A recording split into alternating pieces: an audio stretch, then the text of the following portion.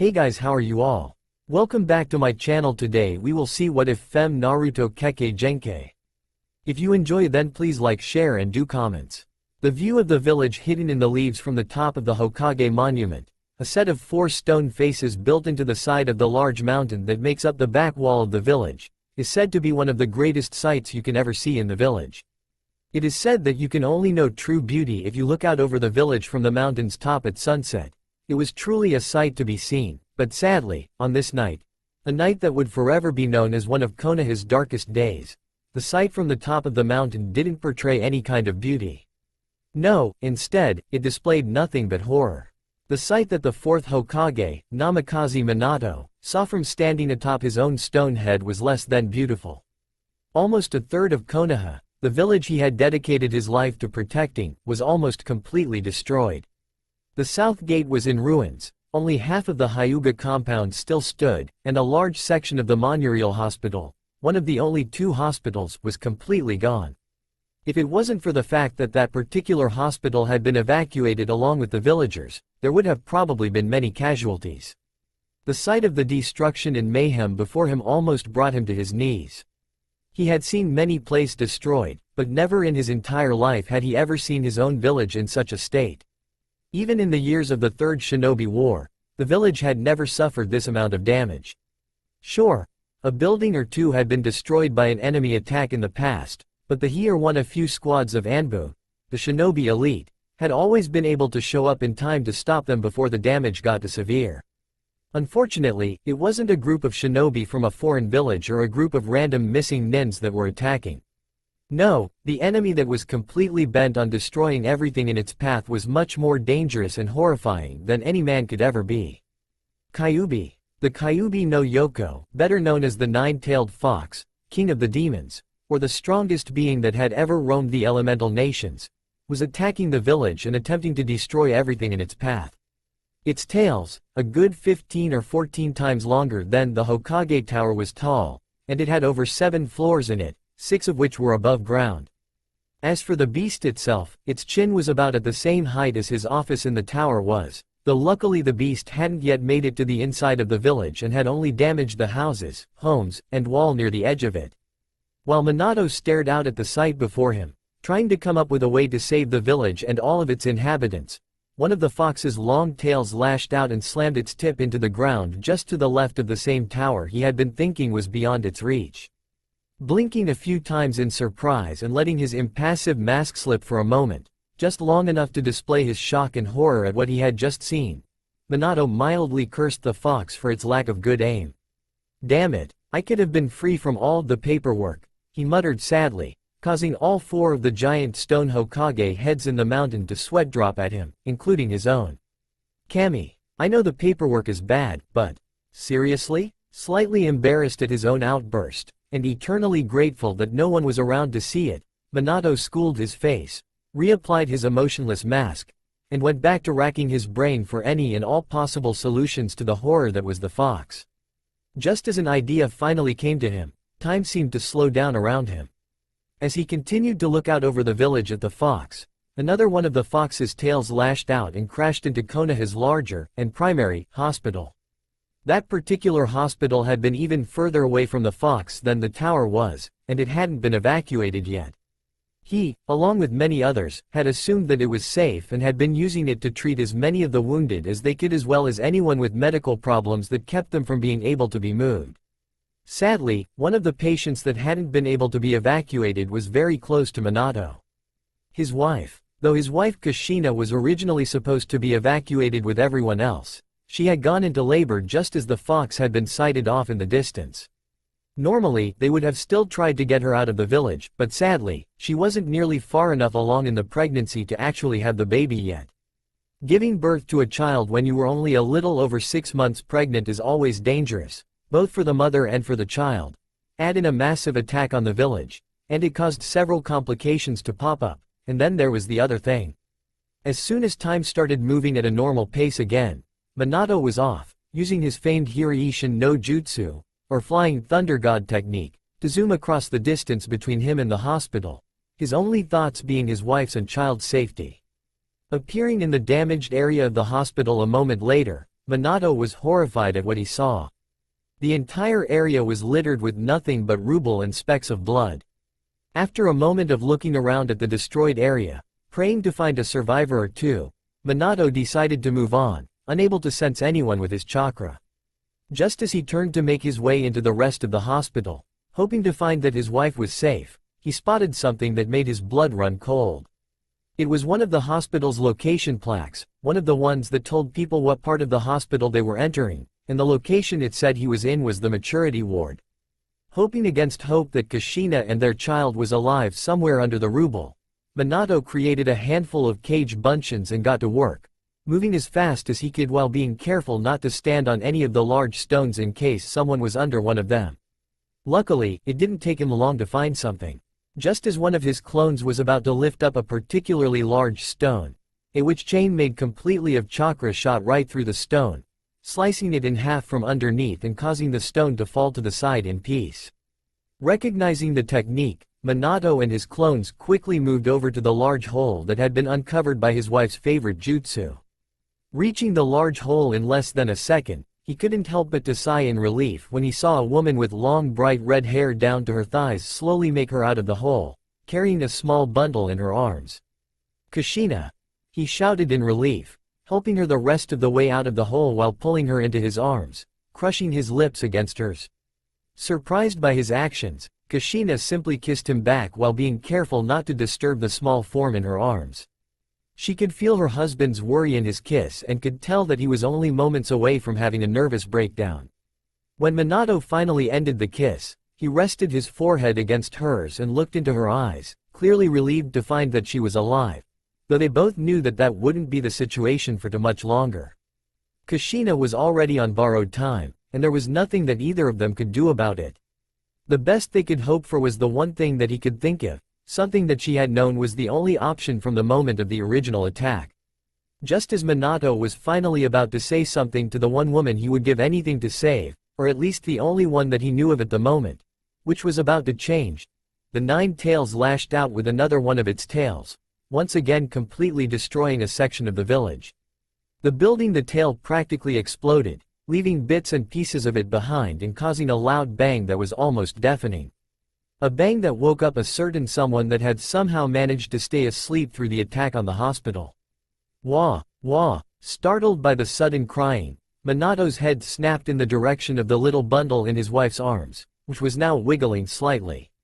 "Is that?" he asked hesitantly, gently moving the part of the blanket that blocking the infant from view out of the way, only to blink stupidly when he was met, not by green eyes, but by vivid blues that were accompanied by a small tuft of blonde hair. "Huh?" he asked in surprise as his brain tried to process what he was seeing and the bottom of his stomach nearly fell out. "Minato, calm down," Kushina said softly, knowing exactly what was going through her husband's mind as it was only natural seeing as absolutely every single member of the Uzumaki clan had red hair and green eyes except for Uzumaki Mito's granddaughter Tsunade and grandson Nawaki. 1. Seeing that her husband wasn't going to calm down until he knew that their baby was safe and still hadn't figured out that the child in her arms was actually their baby, mostly because he knew that the coloring was very off, Kushina rolled her eyes and informed him of who he was looking at. "Minato, dear, calm down. I know that the hair is blonde instead of red and the eyes are blue instead of green, but this is actually our child, it's just your coloring instead of mine," Kushina said, still a little surprised by it herself. It was kind of an unwritten rule that families with Kekei Genkai usually all have the same coloring. For the Uchiha clan with their Sharingan, the copy eyes, they all had onyx-colored eyes, pale skin, and hair that was either dark blue or black. For the Hyuga Byakugan, the all-seeing eyes, they had white silver eyes without pupils, pale skin, and hair that was either such a dark shade of brown that it was almost black, or a dark blue color. And lastly, for the Uzumaki clan with their Tenshenten, the Heavenly Chains release, they all had red hair, lightly tanned skin, and bright green eyes. Every single Kekei Genkai that was passed down from parent to parent seemed to take with it a very particular coloration. The only known exception to this rule in Konoha was the Senju clan, the clan that Mito had married into, but then again, ever since Hashirama Senju, the first Hokage, married Mito, Kushina's great-aunt, their children hadn't inherited the Tenshenten, and for some reason were unable to use the Mokuton even though all the tests say they had it, or rather that Tsunade of the Sannin has it as she was the last of the Senju clan. In short, the fact that their child is blonde, has blue eyes, and yet still clearly has the Tenchentin, which was proven when a nurse took a small bit of blood to do some blood work in order to make sure the baby was fully healthy and the wound healed up within a second, was just odd. After a few moments of blink at both Kushina and the baby, Minato's brain finally seemed to catch up and comprehend what his wife had just said, causing his face to break out into a wide grin that threatened to split it in two even though the village was under attack. Really? He asked happily, taking another look at his son, or so he thought. Seriously, don't you just love how Sonogram always seemed to get it wrong? So, this is our son, huh? He has your eyes, though the coloring is obviously mine, and he definitely has your lungs as well. Hearing her husband's comment, and choosing to ignore the blatant innuendo that was directed at her instead of bashing her husband in the head for his perversity, Kushina smiled broadly at her husband, happy that she had gotten the girl that she wanted instead of him getting the boy that he had already been yapping everybody's eyes off about. She was really going to enjoy this.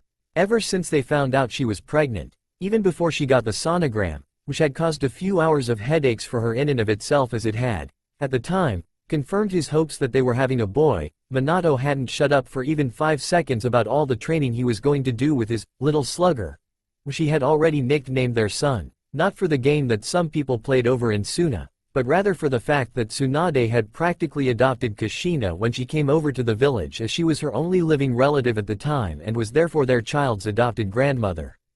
If she had to her about their little slugger one more time, Kushina was going to kill her husband in the most painful way possible. She loved him to death, but there was only so much "my little slugger will kick your son's ass Fugaku" sleep talking while trying to sleep a woman can take before she breaks every bone in her loving husband's body just to get some sleep at night. You'll be showing Fukagu's kid Sasuke who's the real man in no time.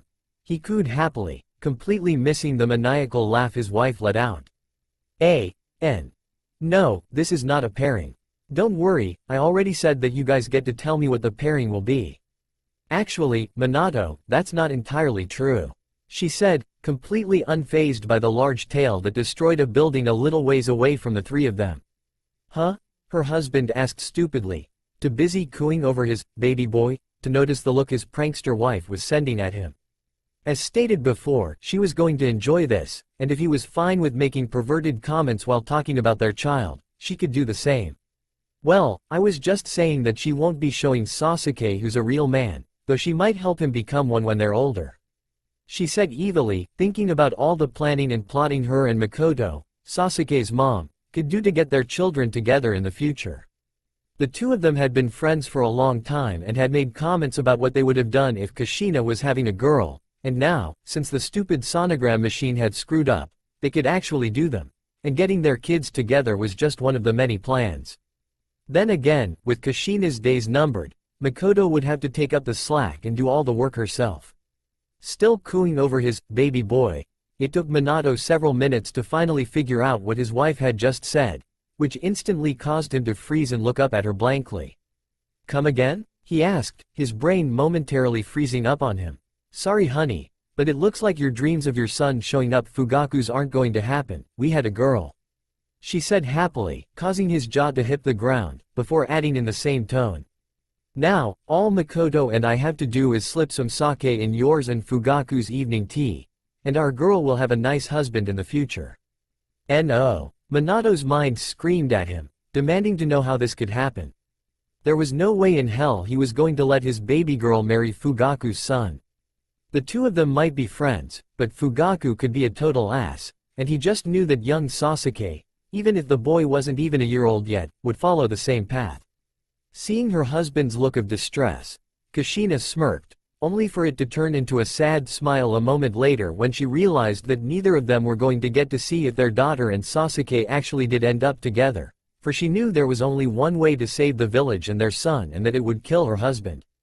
Add in the fact that she herself was already dying. Seeing the look on his wife's face, Minato knew exactly what she was thinking of, and couldn't help but to feel the same way. It would have been one thing if it was just himself that was going to die, But the moment that led up to the Kyuubi attacking the village had dictated that they both would meet their ends as soon as the beast returned to the village. 3 weeks ago, the two of them would have said that nothing would ever be able to keep either of them from their unborn child.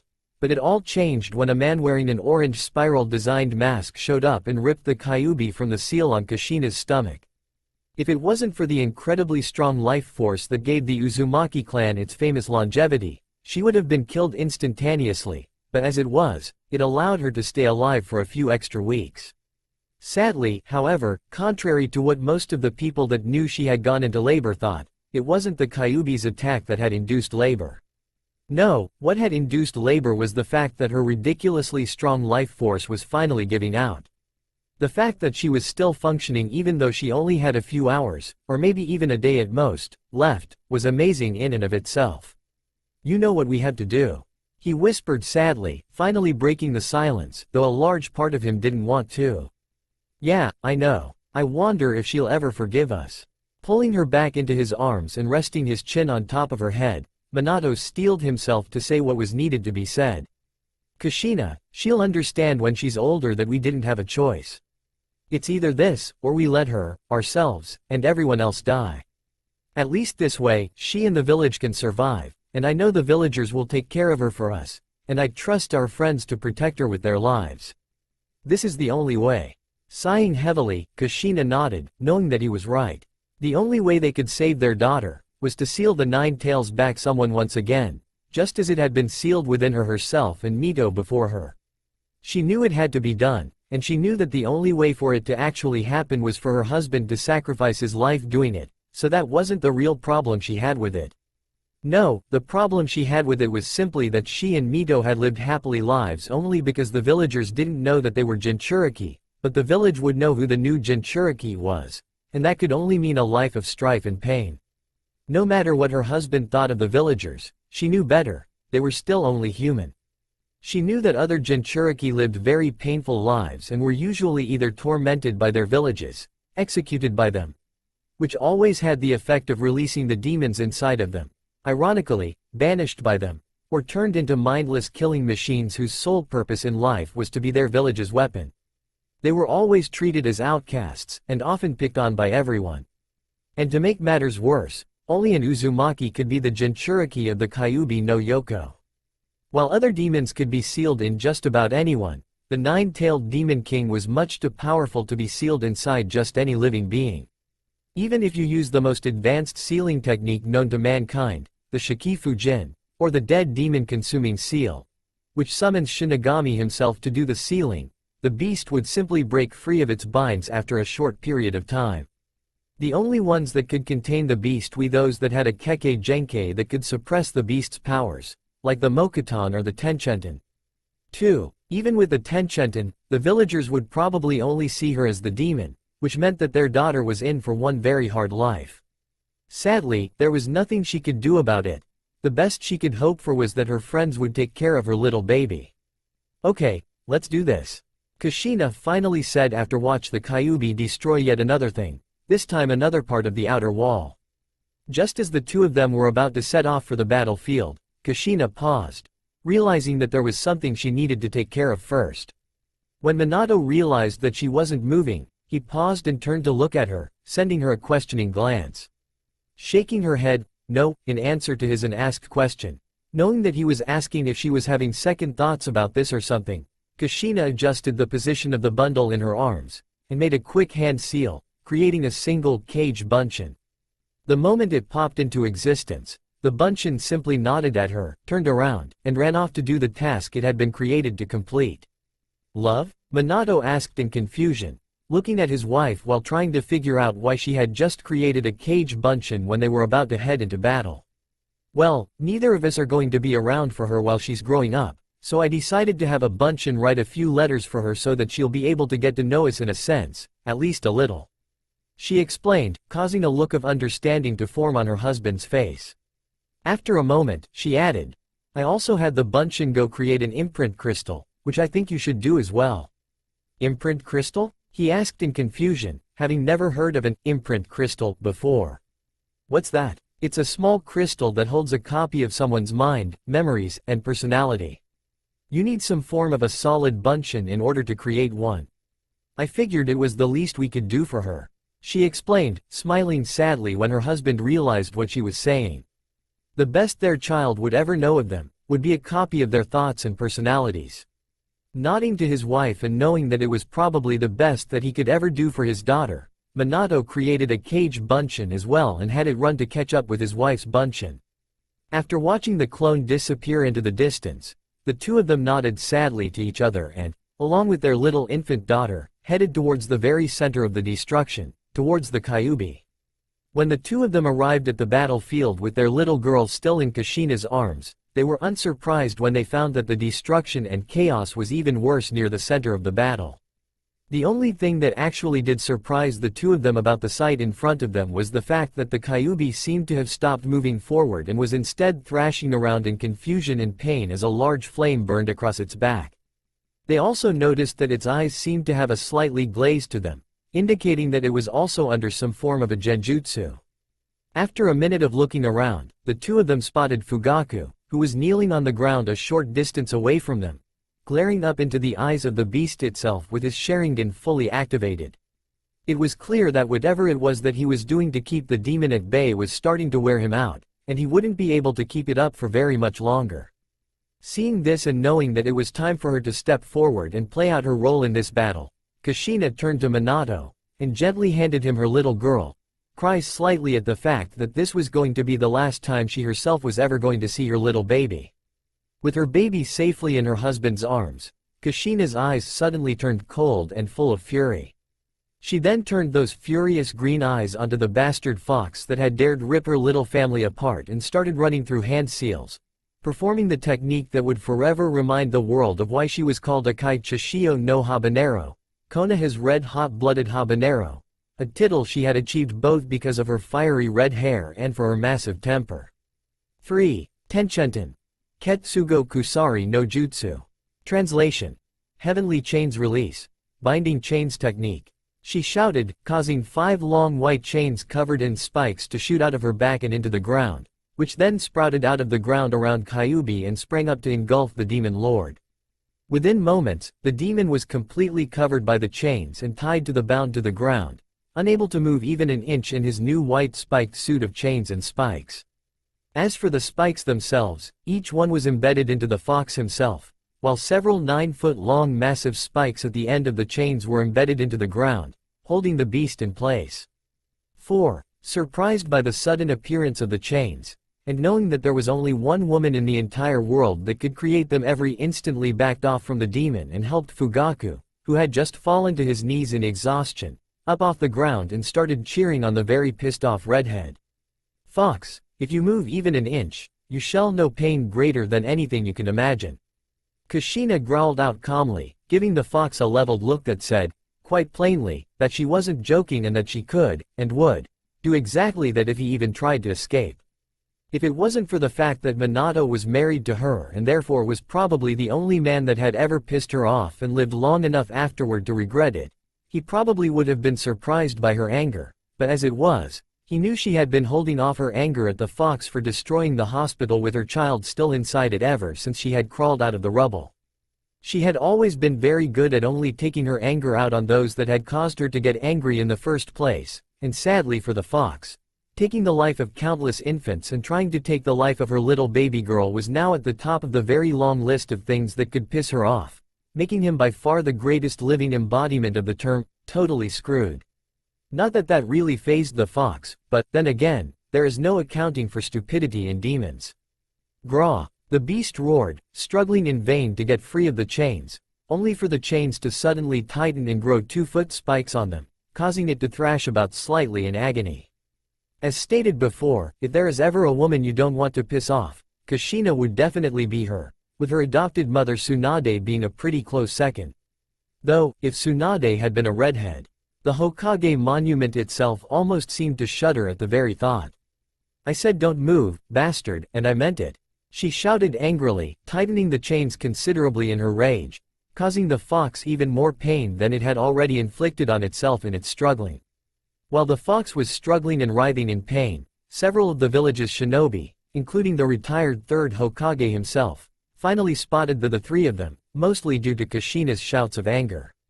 "Hokage-sama," one of the men shouted as the small group made their way over to them, only to pause for a moment when they realized that there were 5 white chains coming out of Kushina's back, chains that were both embedded into the ground and were the same chains that were now holding the Kyuubi down.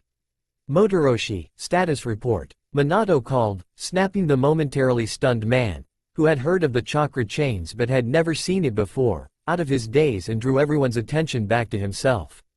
"Sir, the beast has taken out 4 Anbu platoons, 3/4 of the south wall, and several buildings. In an attempt to fight the beast, the Aburame used their Kakaichu bugs to try and eat some of its chakra. While this did not do much damage, it appeared to have been enough of an irritant that the demon turned from its course and attempted to destroy the group.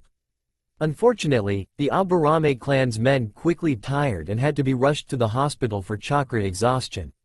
With the Aburames out of the way, the beast returned to its original spot and started making its way forward once again, at which point Fugaku-sama used a large Kaiden fire jutsu to deal some damage to the beast, and then used his Sharingan keep it occupied.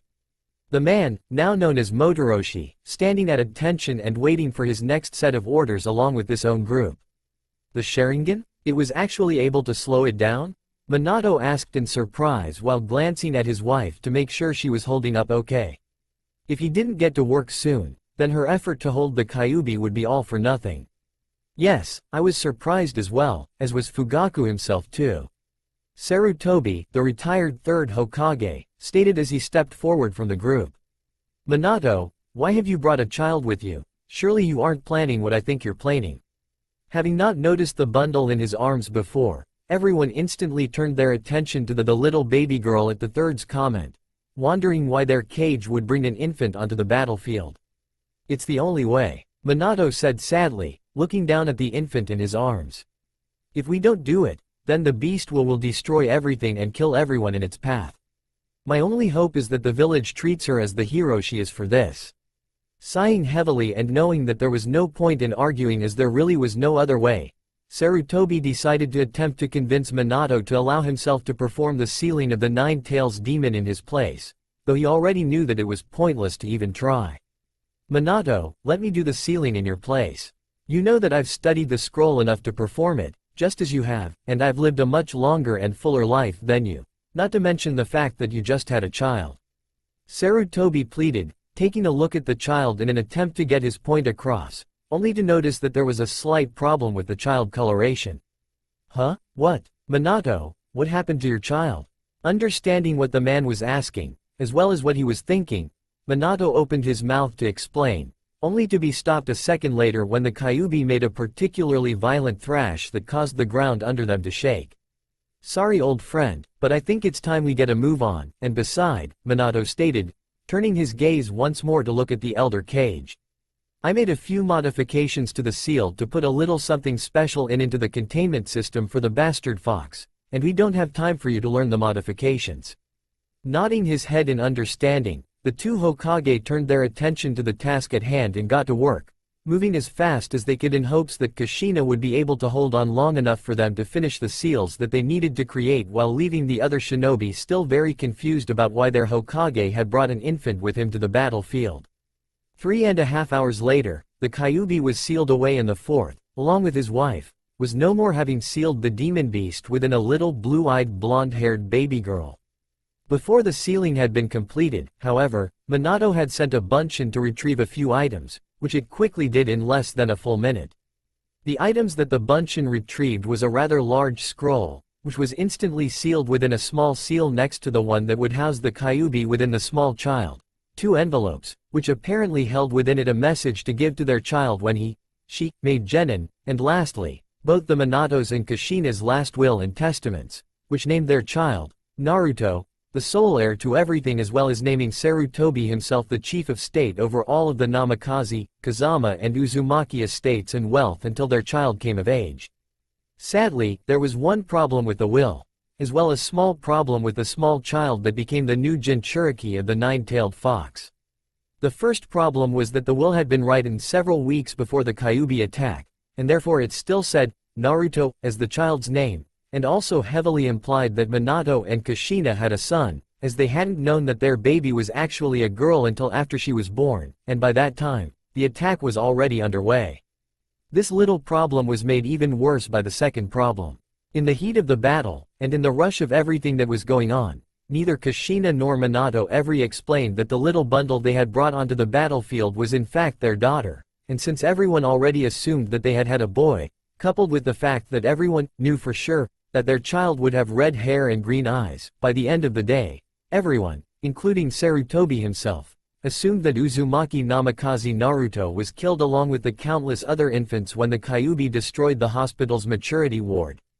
The only reason why Naruto was named Uzumaki Naruto in the end, was because Sarutobi wanted to honor Minato and Kushina's death by naming her the name of the child that they had lost.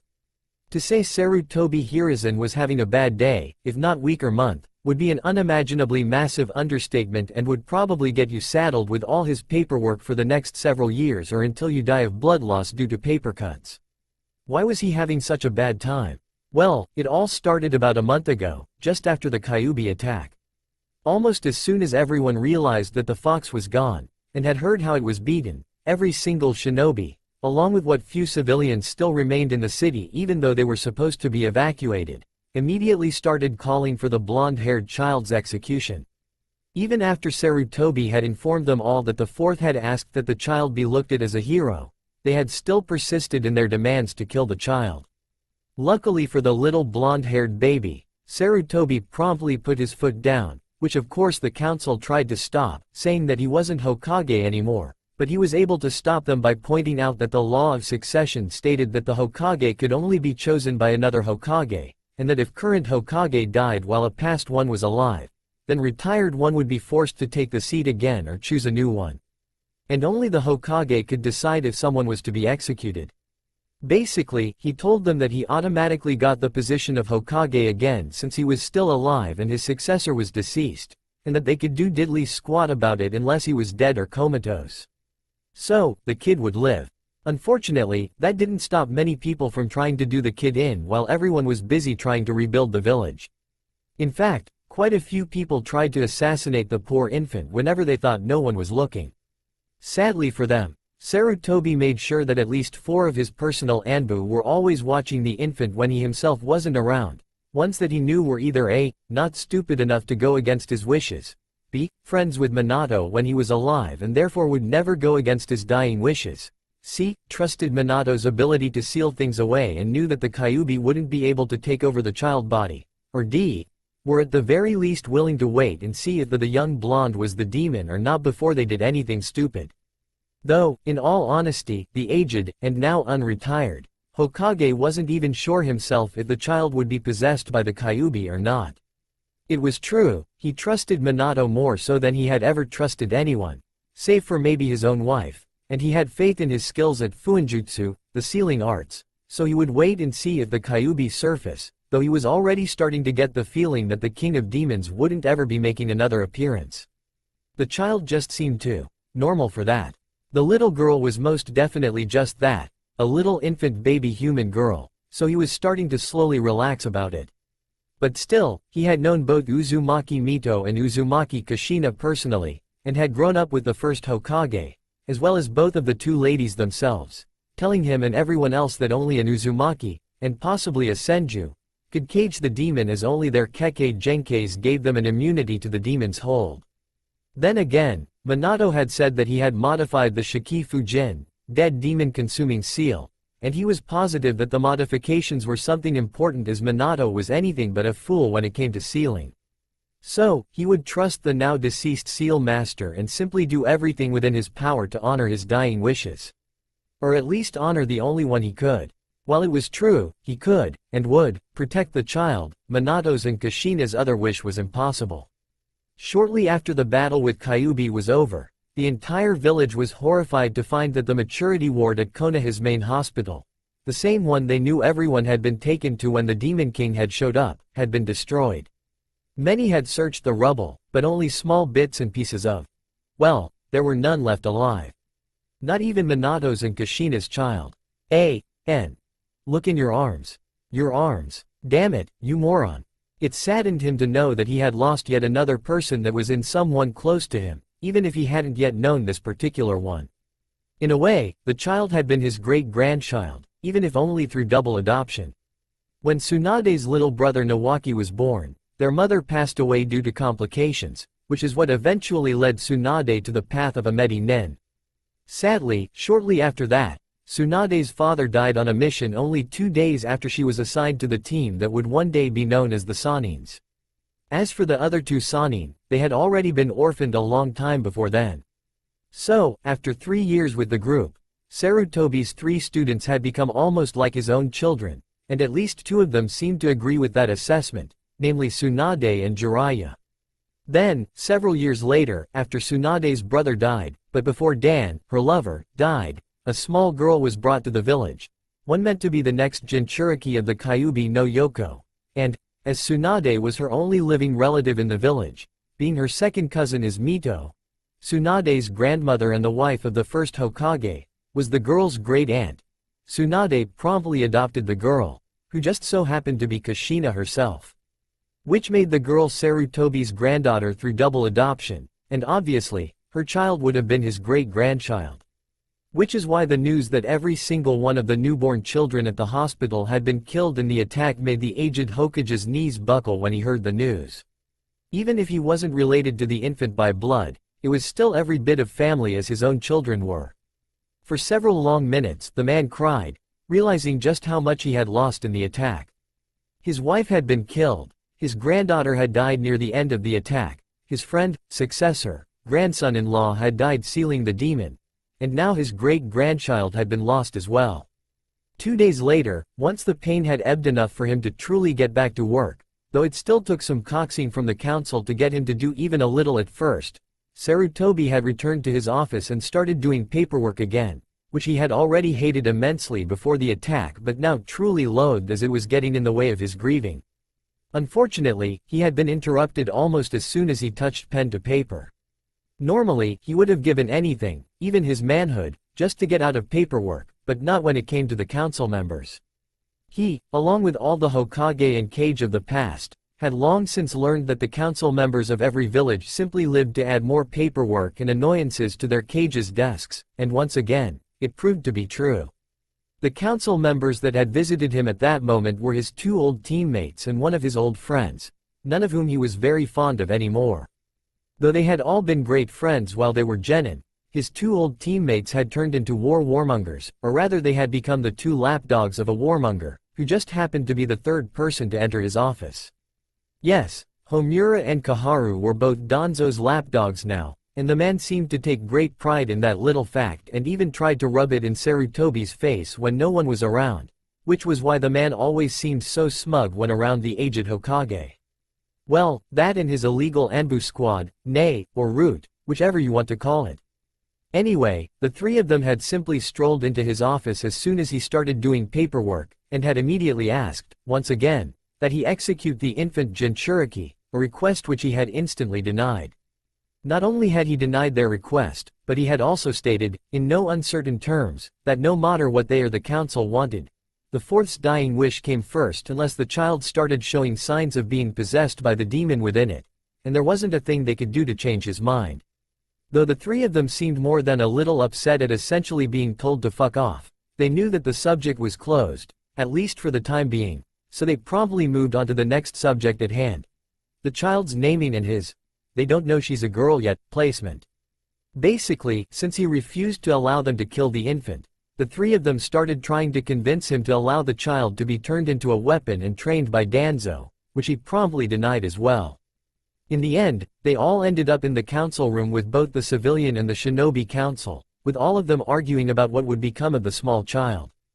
This fact both surprised and infuriated Sarutobi to no end, as shinobi matters were never handled by the civilian council members, or even with them present for that matter.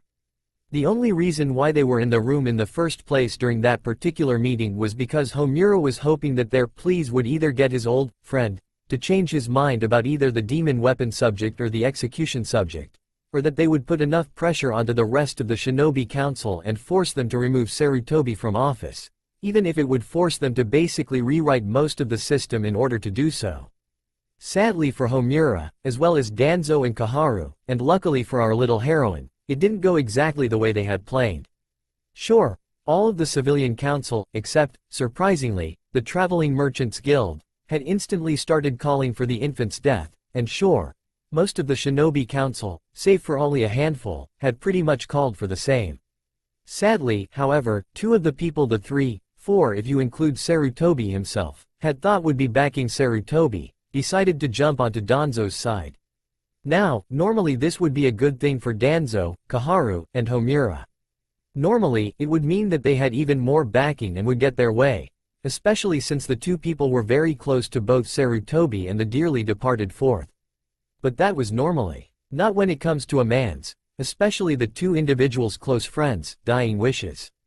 If anyone would respect Minato's dying wishes, even if it wasn't the people the man had died to protect, Sarutobi was sure that it would be Uchiha Fugaku and Hyuga Hiyashi, especially since the two of them had not just known Minato personally but had even been his closest friends. So, the fact that the two of them, Minato's closest and dearest friends, were completely going against his dying wishes caused Danzo, Kaharu, and Homura to pale quite noticeably. Fureishabaku no Jutsu. Translation. Flashback technique. Sarutobi stood fuming in front of the council, and not just the usual shinobi council which governed over the village, but the whole council, which meant that the civilian council was at attendance as well. Not once in his entire career as a shinobi, or in his entire stay as Hokage, had he ever had to deal with the civilian council members on shinobi matters unless it involved some form of evacuation, and not once in all of his years has something like what he had just witnessed ever happened before.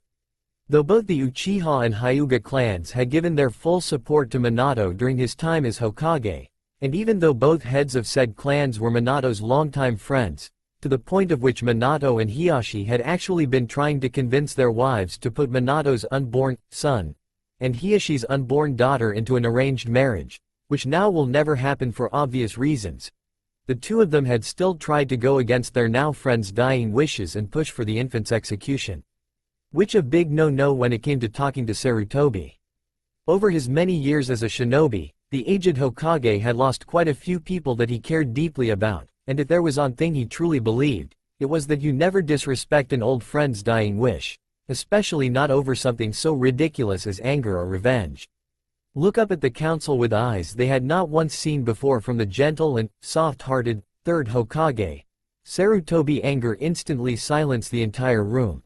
Though almost all of the civilian council had only stopped talking out of fear when they saw the look in his eyes, while the entire shinobi council stopped talking out of complete shock at seeing the aged man so angry at the council for the first time in the history of the village. Now, you listen to me, and you listen well. He began in a deathly quiet voice that broke no arguments. There are many things in this life I've dealt with, and many more that I am sure will come my way, but the one thing I have little to no patience for is cowardice. I know what is said about me by many, both in this very council, in the village, and among our enemies. It is said by most, if not all, that I am weak-hearted, to gentle, and soft-hearted, but make no mistake. I am the third Hokage, and I will not stand to see my village or the villagers that live within it acting own fear. Now, Minato's dying wish was for this child to be treated as a hero and to live a long, healthy and safe life. But I can see that is not a possibility, as none of you have enough respect for the dead to follow your own cage's last request. Everyone in the room flinched, if not for the words that were used, then for the tone that was used in them. So, if you will not follow his request of treating the child as a hero, you will allow him to live a healthy and safe life, that is my first decree. At the end of this statement, many opened their mouths to protest, but were instantly silenced by the third's killing intent. There will be no arguments. I would have liked for the village to simply follow Minato's dying wish, and for his friends to have at least that much respect in the man. He began again, pausing to spear both Hiyashi and Fugaku with a glare while mentally smirking when he saw that his words caused both of the supposedly emotionless and unshakable men to flinch slightly. But, as you are not willing to do so, the child's safety is now law. However, I am not so blind by trust in Minato's sealing abilities to look blindly at the child without acknowledging what he contains inside of him. A.N. 1. Don't worry, he's still going to be just as close to Naruto as in the anime, he's just nervous the first year or two of her life, that's all. 2. I know he said but he doesn't know she's a girl yet, he will by the end of the chapter though. At this statement, many of the council sat up and looked at the aged man in surprise. All of them had figured that he would simply say that there was no chance of the demon could break free or that the child couldn't be possessed by the demon. So it came to a bit of a surprise when he stated that he wasn't going to blindly believe that the infant was in fact still just the child and not the demon lying in wait. Seeing that he had everyone's full and undivided attention, though he had already had that since the beginning of his lecture, the aged man continued with his statement, aiding it with a short, albeit vague, explanation. While I cannot go into details as it is a matter of village security, there have actually been 2 Jinchurikis or demon containers in Konoha before. Sarutobi started, only to have to silence the room once more when demands from the civilians to know why they hadn't been told about this before broke out. You were not told about it before because it wasn't an issue. The 2 containers in the past were both from the same clan, a clan that had a bloodline ability that was signaler in certain areas as the Senju clan's Mokuton and made them immune to the demon's control and made it impossible for it to break out. He explained, sighing when he noticed that the answer seemed to be all everyone needed to calm down. Now, the reason why I am even mentioning this is because the members of that clan were said to be the only ones that could contain the 9-tailed fox, so normally I myself would even be asking for the child execution as he is not from that clan. At this statement, the entire council looked as though they were all having trouble deciding whether or not to break out in shouts again in an attempt to demand that the child be executed, or to listen to the rest of the aged Kage's explanation as his statement on that fact that he would normally start demanding for the child's execution himself was starting to make them think that there was something that he knew that they didn't. Now that you have calmed down enough to actually listen, while usually only a member of that particular clan can contain the fox, Minato made some severe modification to the containment seal, ones that are rather impressive and deserve at least a small amount of observation, and even if the seal cannot suppress the fox's mind, which is the only danger as not once has a demon, even the fox itself, ever managed to break out of its containment seal, even if the seal is faulty, then I will take full action to ensure that the demon is unable to harm the village ever again. However, if the seal is able to suppress the demon's mind and keep the child from being possessed by it, then the child shall remain safe. This statement, though it wasn't exactly what everyone was hoping for, was enough to make the entire council, both shinobi and civilian representatives, relax. When the child showed itself to be the demon, and they were sure that it would as it was only a matter of time, then it would be killed, and if they were lucky, they would get to watch. WTF. Those sick bastards. Furace Habaku Kai no Jutsu. Translation. Flashback release technique. After that, the meeting had gone smoothly, for the most part. The only moment that had caused another argument was when the child's name was brought up. Seeing as she didn't actually have one, Sarutobi had decided to honor their 2 saviors by naming the child what they had wanted their son to be called, while somehow managing to keep the civilians to know that Kushina was Minato's wife as only a select few knew that little bit of information, namely the shinobi clans, the shinobi council members, Minato's students, Kushina's teammates, the owner of a little ramen stand that Kushina practically worshipped as the best cook in the world, the only 2 still loyal Sannin, Sarutobi himself, and 1 or 2 others. Yes, not very many people knew they were married. Who the fuck is he kidding? And he was going to make sure that those few people were the only ones that did. However, this suggestion of naming the child Namikaze Uzumaki Naruto caused an immediate outbreak of objection, which led the aged leader to make a compromise of using the proper name that their 2 saviors had meant for their child, while using Kushina's maiden name as his surname. And so, Uzumaki Naruto was born. Shortly after that, he had also made a law both forbidding the villagers to mention what was sealed inside Naruto, as well as forbidding them from mentioning anything about the fact that there had been 2 Jinchurikis in Konoha before. His new law also forbid the villagers from doing anything that would harm little Naruto, and anyone and everyone that broke any of the 3 laws were immediately executed on crimes of high treason. Of course, 3 weeks later, after calling Naruto him, almost continuously, while most of the rest of the villagers called the child, it, or, demon, the 3rd Hokage got a rather mild bit of a shock when his secretary, whom he had taken care of Naruto right in his office so that he could keep an eye on him, decided to take a lunch break and left the infant in his care, only for the child to soil his diaper. Well, at least he knows that he is actually she, even if it was by way of a flying dirty diaper. Sitting in the corner of a small room, or rather a really small closet that the orphanage decided to use as a room for their special case, was a small girl wearing what had to be the world's dirtiest shirt. The walls had many holes in them, some of which were most likely made by fists if their shapes and sizes were of any indication, and several of the holes were definitely the size of a small child's head, owing to the fact that those particular holes had been made when one of the caretakers that worked at the orphanage had slammed a small blonde girl's head into the wall, thus creating the holes. Even the floor seemed to be a telling of past scuffles, as it was almost completely covered by broken glass, nails, and bits and pieces of garbage. In fact, the only spot on the floor that wasn't covered in trash and broken glass was the very spot that the little girl was sitting in.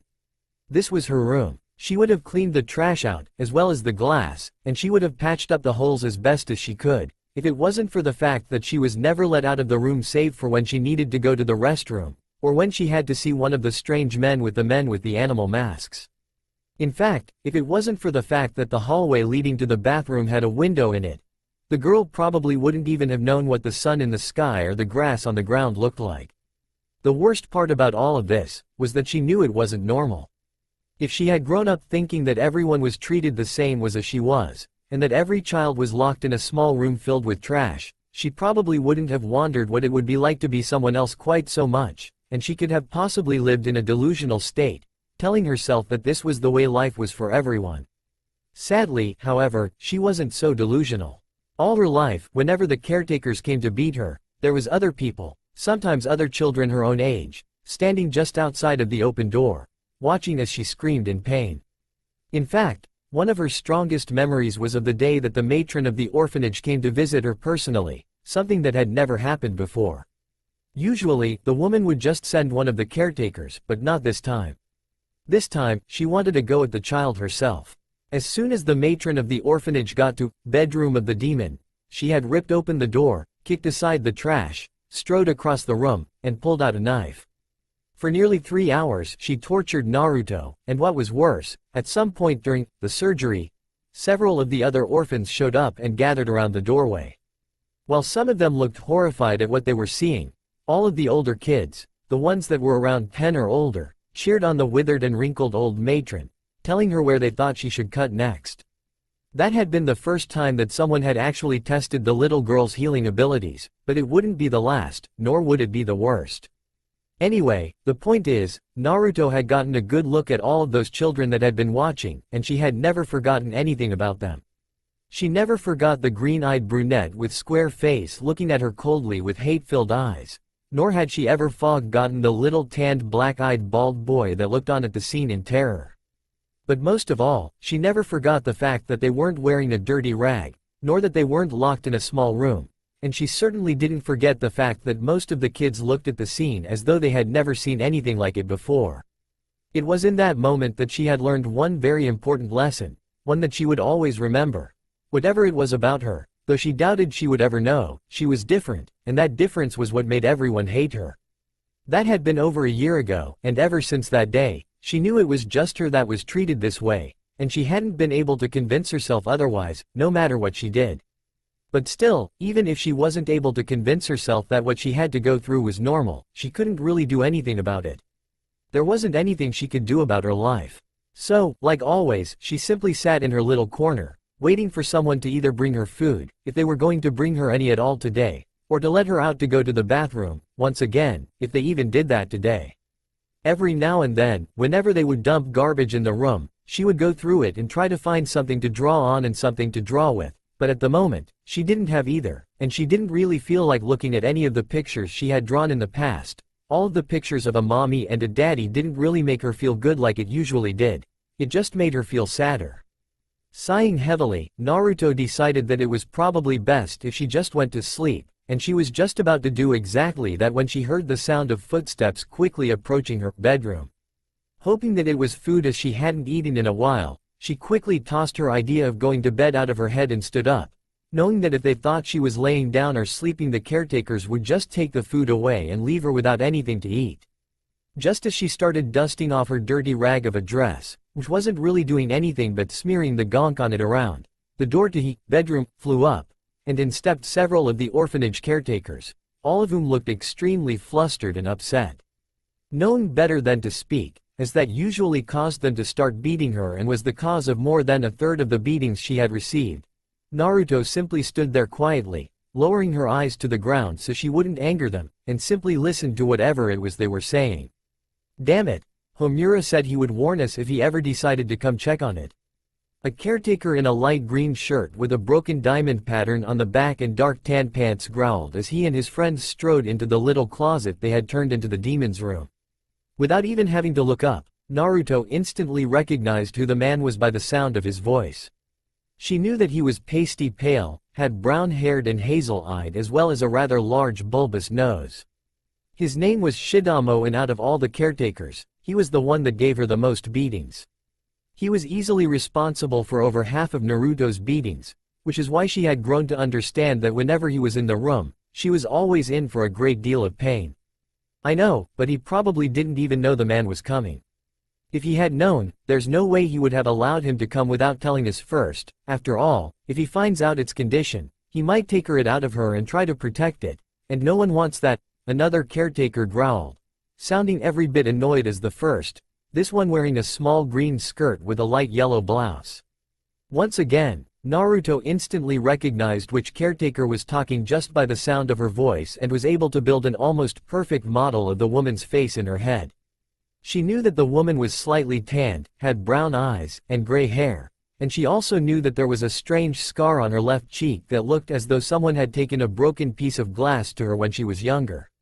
Sadly, even without the scar, no sane person would have ever called this woman pretty. Not only was she large, but she was completely hairy, more so than any man that lived in the village was, not that Naruto knew that of course. As for the woman's name, it was Ito, which was short of Itomo. Once again, this woman spelled pretty much nothing but pain for Naruto whenever she was there.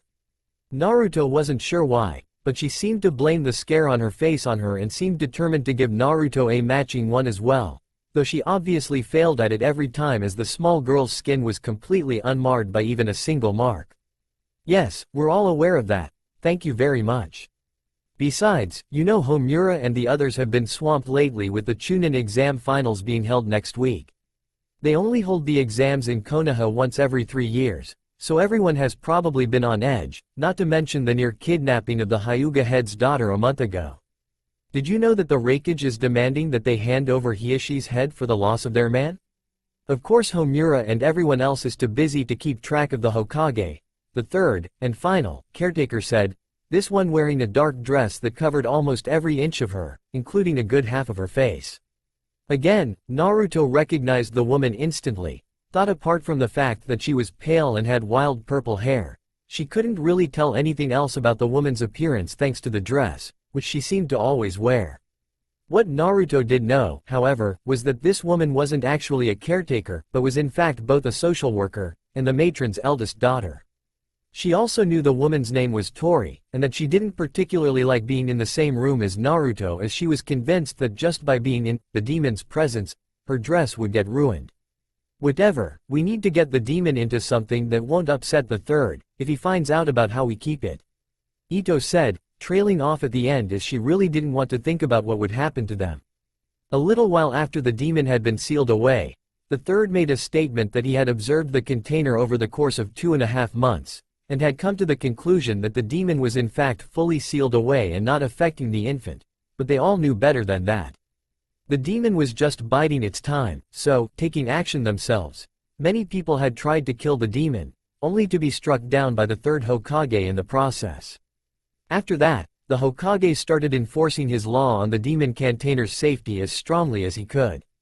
Basically, if he knew that they had looked the demon freak up in a closet and forced it to live in trash, it would not end well for any of the caretakers, or the matron and her 3 daughters themselves. Fine, you wash the brat, I'll find something suitable for the thing to wear, and Shidamo, you clean this room, make it look livable and as though we simply have the child in here so because of lack of space.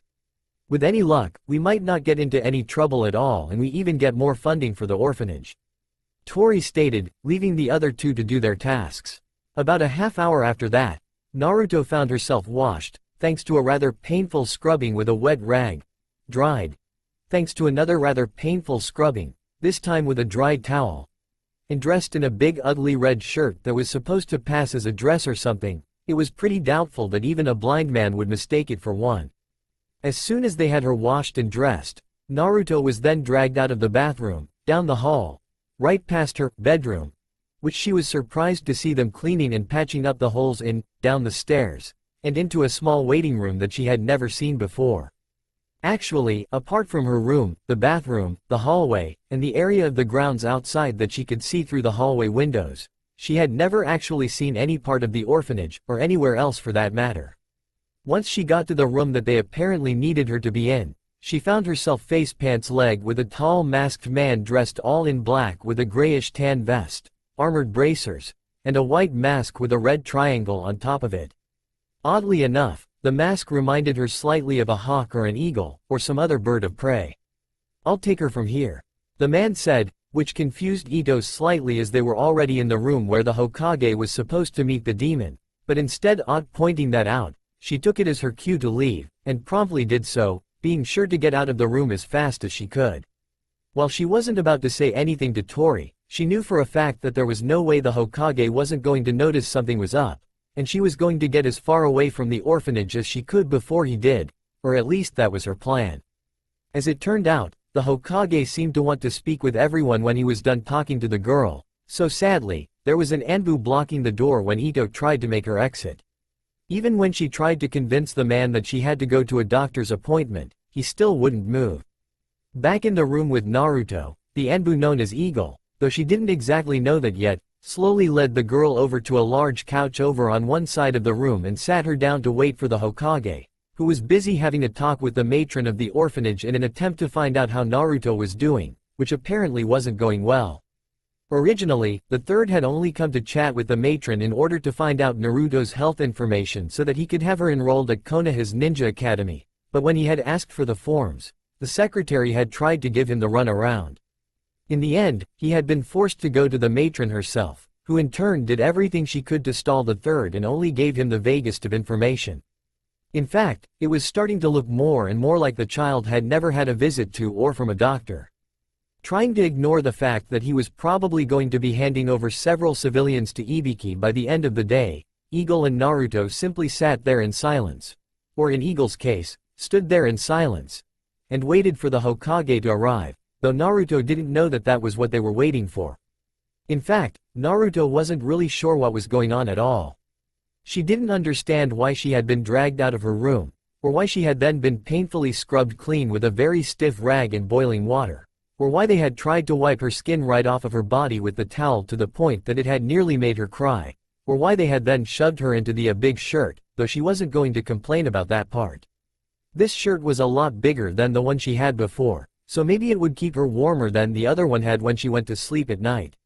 15 minutes later, right when Naruto's imagination of what horrors she was about to experience finally went wild and started to cause her to fidget a bit, the Hokage, looking slightly annoyed about something, finally arrived.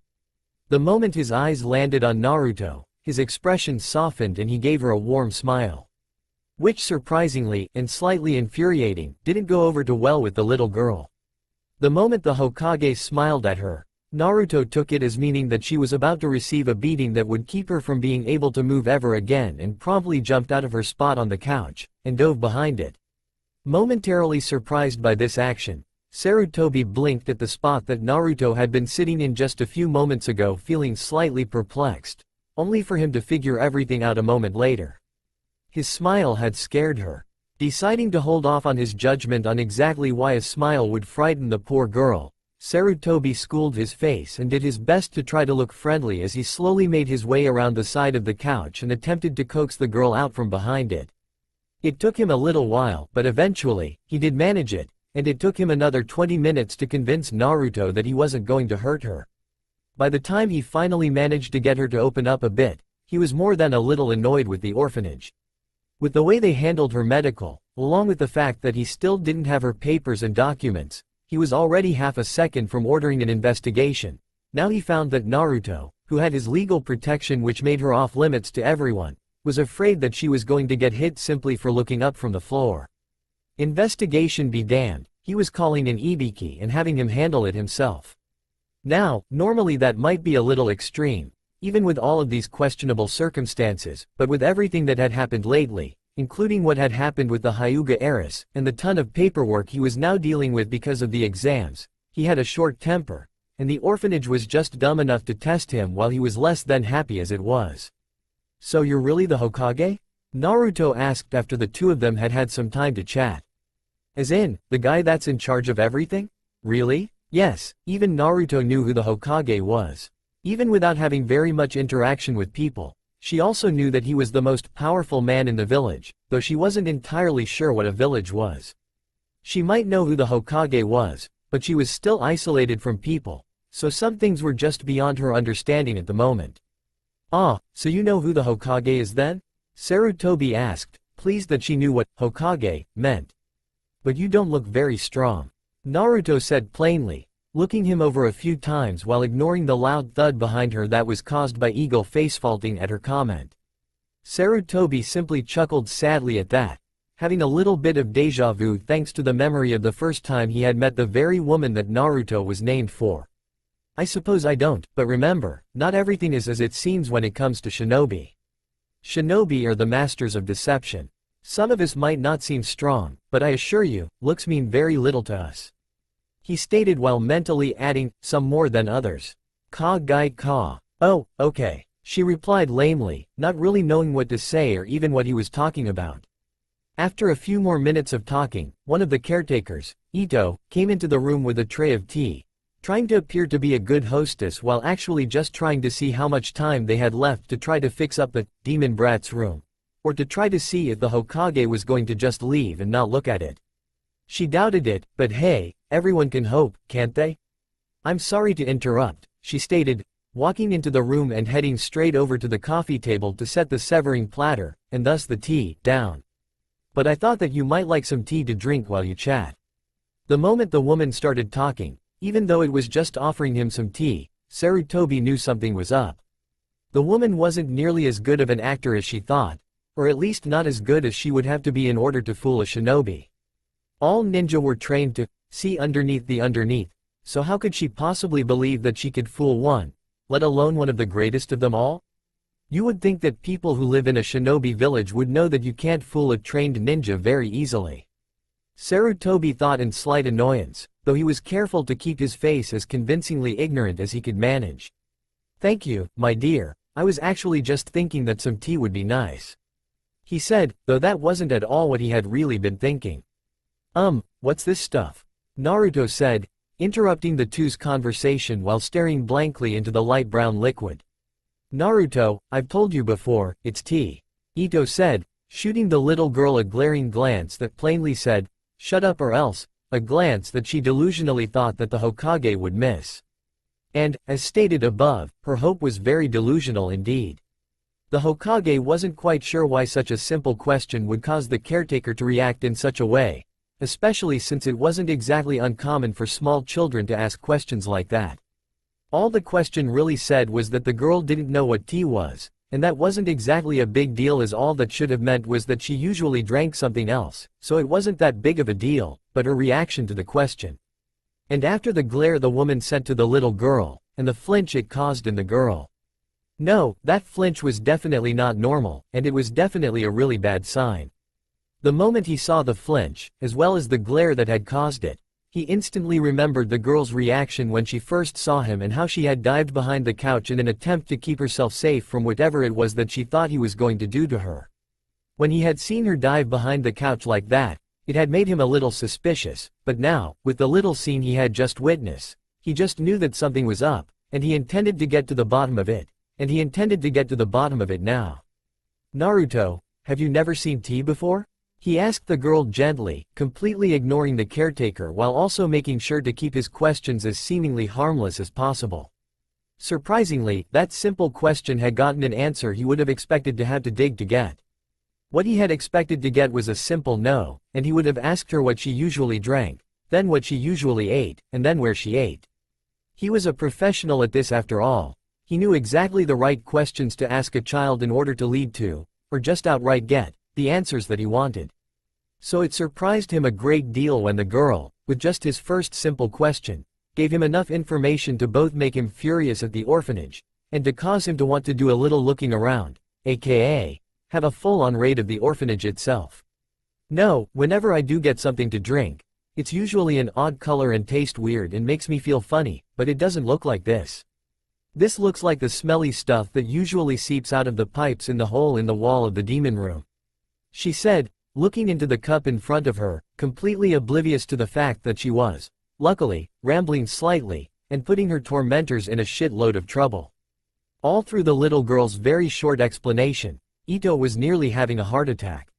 You didn't have to be a genius to know where this was leading, and you didn't have to even as smart as the village idiot to know that when you put the word demon in the same sentence as the name Naruto, you usually get the word execution, and not from the moron that said the first two either, and she seriously doubted that having the demon call her own room the demon room wouldn't have the same results as outright telling the girl she was the Kyuubi right in front of the Hokage himself.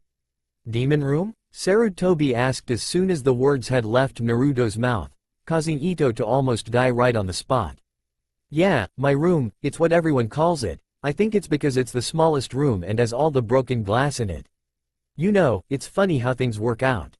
Most people don't realize it, but when someone is isolated for too long, they end up having one of two types of conversation habits.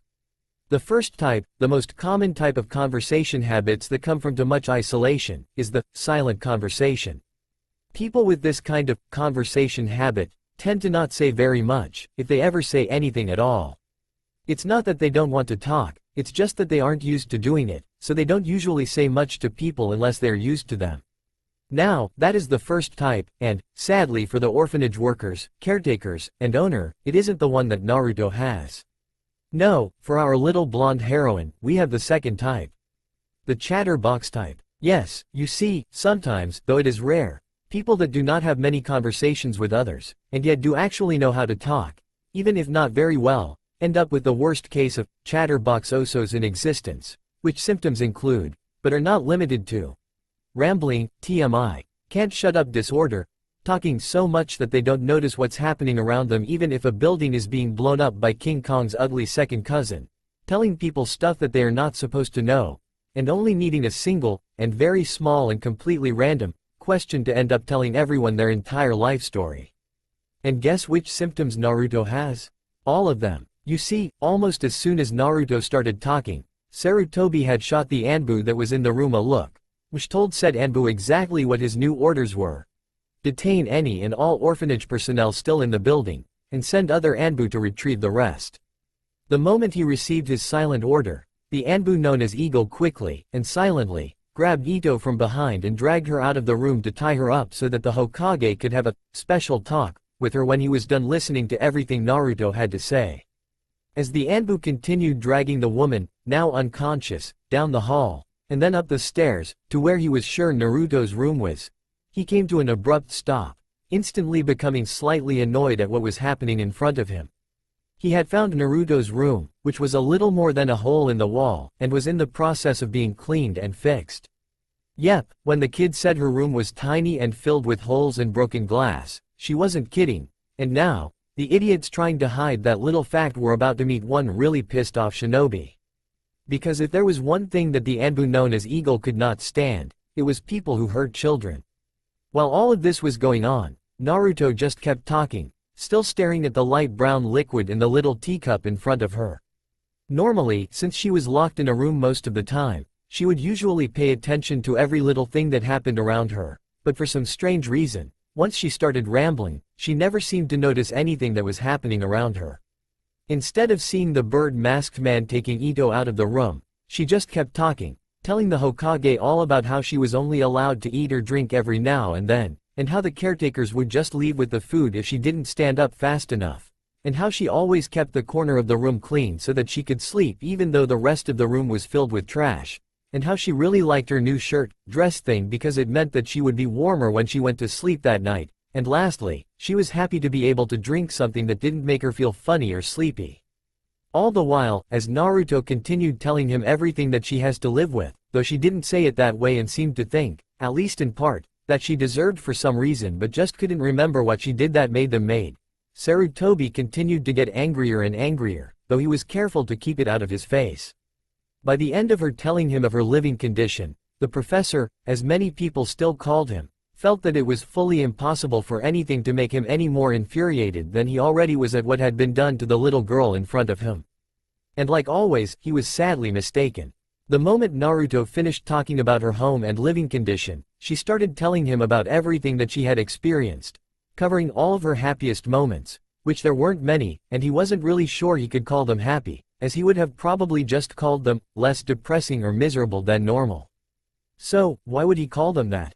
Well, mostly because they were just things that seemed to be a minor up in the usually downward life of the little girl, such as the time she had found a pad of paper and a few broken pencils in the trash they had set in her room and had been able to draw a whole 6 pictures before they had been taken away from her, or the time one of the newer caretakers had given her the wrong tray of food and she had felt full for the first time in her life, or the time that she found a ripped-up shirt that she had been able to fashion into a blanket for a few weeks.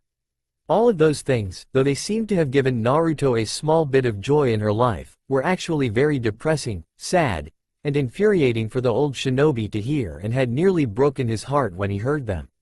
And, once again, after Naruto was done talking about her happy memories, the old Hokage felt that there was nothing that could make him feel any worse than he already did, and once again he was proven wrong. Naruto told him all her, less happy, moments, as she called them. These were the moments that Naruto was not fond of, but yet, for some reason, could never seem to forget. These were the moments that would always be stuck in her mind and would always remind her that she wasn't like everyone else. These were her beatings. Furase Habaku Kai no Jutsu. Translation. Flashback release technique. After that, the funny old man had made the orphanage people disappear and had given Naruto her own apartment, which he told her was about halfway between his home and the Hokage Tower, which was where he ran the village from. He told her that he wanted her home to be there so that she could easily get to him whenever she needed him, no matter where he was. He also said that he had done this because the council wouldn't let him take her in, which made her feel sad. Of course, that sadness only lasted for a few minutes, because after thinking about it for a while and realizing that he was paying for an apartment for her, she had realized that that meant that he had wanted to adopt her, and as an orphan, that meant everything to her. It meant that he considered her his own, even if the council wouldn't let him take care of her. At that revelation, she had instantly tackled him to the ground and told him thank you, which he simply chuckled at while returning the bone-breaking hug she gave him. Sadly, the hug had done something else as well. That simple hug had reinforced everything she had told him about her treatment, because he could feel what was under the shirt she was wearing. She was skeletal under it. The moment he hugged her, he felt every single bone in her body.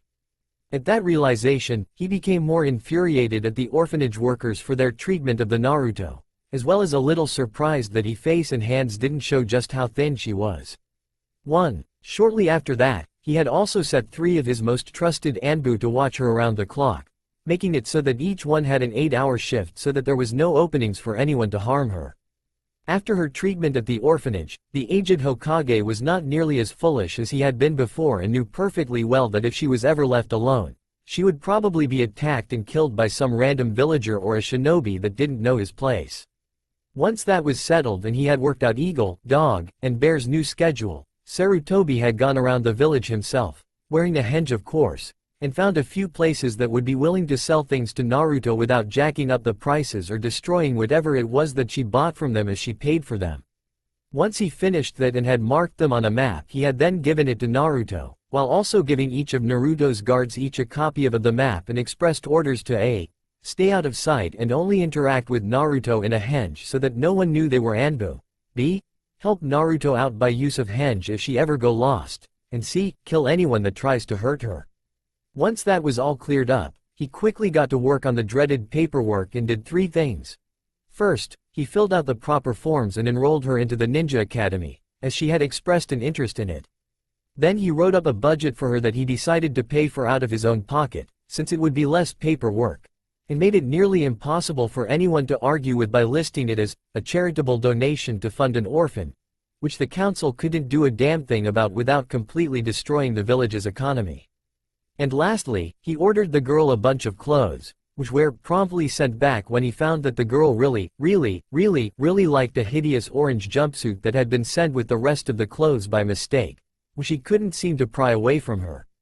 After a few hours of trying, and failing, to get her to see that the jumpsuit was completely impractical for the life of a shinobi, he gave up and just ordered several more like it while sending everything else back, though he only gave up because he had had another moment of déjà vu, having once had a similar conversation with Naruto's namesake, Kushina, about the color orange as well. After that, he couldn't really argue with her anymore. He also ordered practice equipment for shinobi in training, some books and scrolls, and a tutor to teach her how to read and do basic math. That had all been a little over 3 weeks ago, and it had taken Naruto just about that long to learn how to actually read a little. And just 2 days ago, she had started the academy, and promptly found that everyone hated her, though it didn't really surprise her. Though she was only 6 years old, and the Hokage had insisted that she wouldn't be hated by everyone and that they would all like her, she had had a feeling that that wasn't how it was going to be. For some reason, in the back of her head, she just knew they would all hate her. And they did. Almost as soon as she had gotten onto the school grounds, and had seen all the parents telling their kids goodbye, several of the adults had stopped, started whispering with each other, and then had started glaring at her.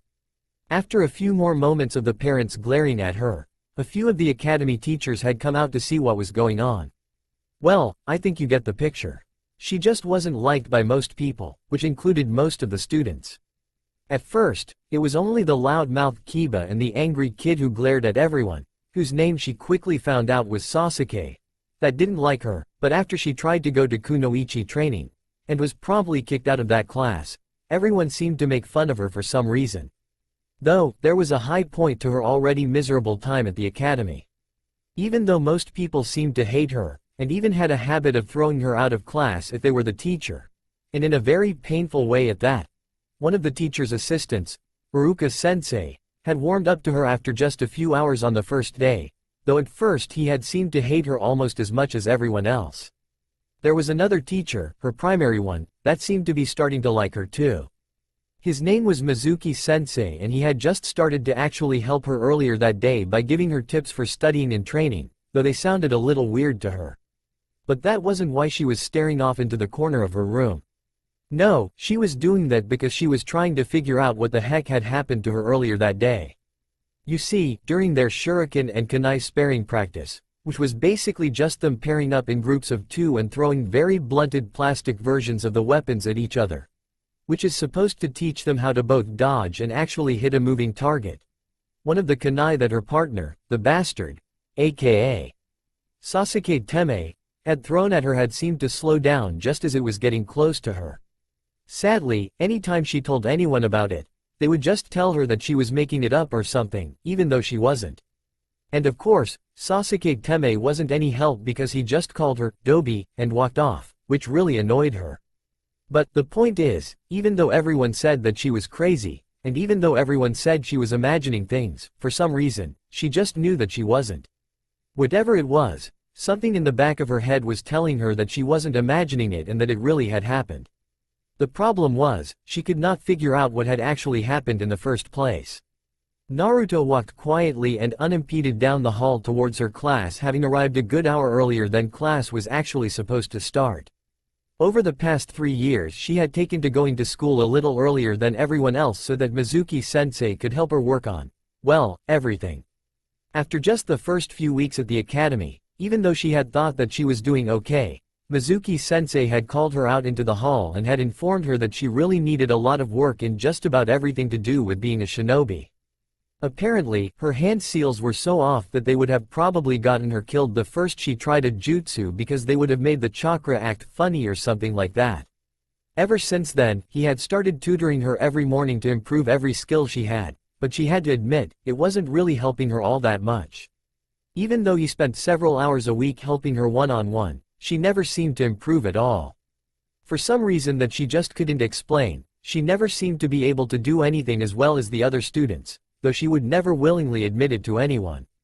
Her taijutsu was never as good as anyone else's, she couldn't pull of a genjutsu to save her life. Even under the threat of no more Roman for the rest of her life, which is why she was really happy that no one ever actually made that threat. Her ninjutsu had earned her the title of a failure, and even basic kenjutsu, which is pretty much just how to throw shuriken and kunai as well as how to actually fight with a kunai, was a bit beyond her capabilities, though she could manage the last one if she did it her own way, but it was supposed to be done in either a clan's way, which she didn't have, or the academy's way. The point is, no matter what she did, she always failed. It was almost as if every single thing she ever did was just a little bit different than how it was supposed to be, like she was always doing everything just a little differently than everyone else, even though Mizuki-sensei said she was doing it the right way, but she knew he wouldn't lie to her about that. He had spent several hours every week correcting everything she was learning in class just so that she could get it right. When they had gone over hand seals, he had helped her fix her finger placements, though at one point in time she could have sworn that she saw one of the other students pull off the basic jutsus they were learning, like the Kawarimi no Jutsu, using hand seals that she knew were wrong, but he never seemed to correct them. Anyway, the point is, even with all the help from Mizuki-sensei, she was still failing just about everything. Sighing heavily at the thought of all her failures, none of which she would ever be willing to admit, Naruto walked over to her classroom door and slid it open, only to come face to face with the wrong person. "Iruka-sensei? What are you doing here?" she asked in surprise, wondering where her white-haired sensei was and why the scared-nosed one was there instead. "I think you mean, what are you doing here, Naruto?" Iruka asked, raising an eyebrow at the blonde girl's question. "Class doesn't start for another hour, so I thought I would come in and get a head start on grading some papers. I've gotten a little behind on them lately, but I wasn't expecting to see you here. You better not be here to set up any more pranks, you're already in enough trouble as it is from the last one." He finished, adding a stern look at the end to make sure he got his point across, though he knew that it was pretty much impossible.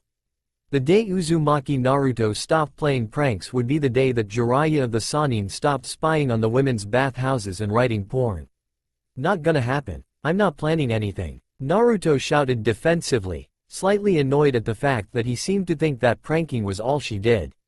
"I eat ramen, doesn't that count as a second hobby?" she thought, completely ignoring the fact that it was really all her own fault that he never seemed to believe that she wasn't planning another prank. "Or maybe ramen's more of my first hobby, I'd give up a prank for a few bowls of ramen any day." "Then why are you here so early?"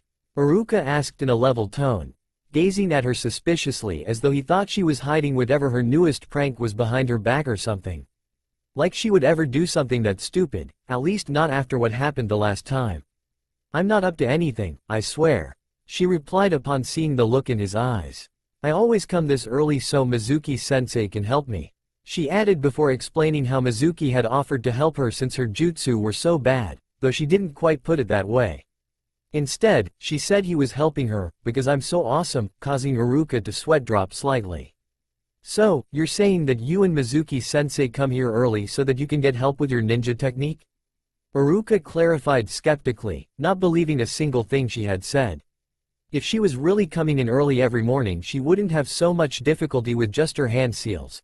He thought, thinking that all her problems were probably because she was always goofing off and pulling pranks, much the same way he had when he was the class clown in his own academy days, and he seriously doubted that was going to change anytime soon. He hadn't stopped slacking off until he was already a genin, a rookie ninja, and he seriously doubted that Naruto would be any different, though he did hope that she would do it sooner rather than later, considering the fact that it had taken the loss of his and Mizuki's teammate to finally get him to stop goofing off himself.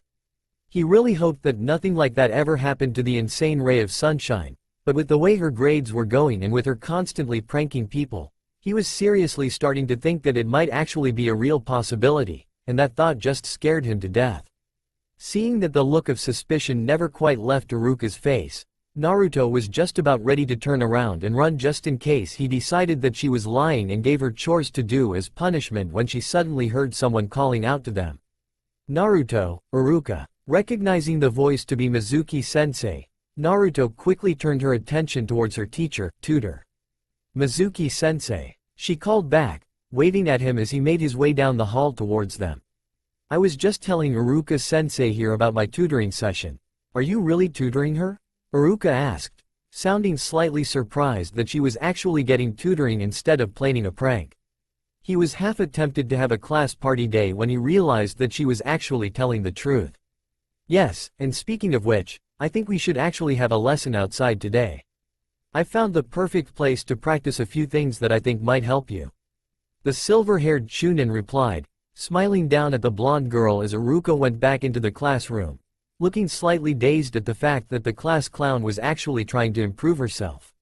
He really was tempted to throw that party. A little while later, when the tutoring session was over and school had begun, Naruto was once again sitting tied up in front of the entire class, having just gotten caught by Iruka-sensei after pulling yet another prank. "I'm really disappointed in you, Naruto." The scarred-nosed Chunin lectured, using the Okina Atama no Jutsu, big head technique, to get his point across. "After what I heard this morning, I had thought that you had changed your ways and would actually start making an effort, and yet you're already pulling pranks again." "Whatever," Naruto grumbled, turning her head to glare at the wall in annoyance. "I don't really get what the problem is. All I did was save some people the time it would have taken to clean the bird crap off of the Hokage monument by covering it up a bit.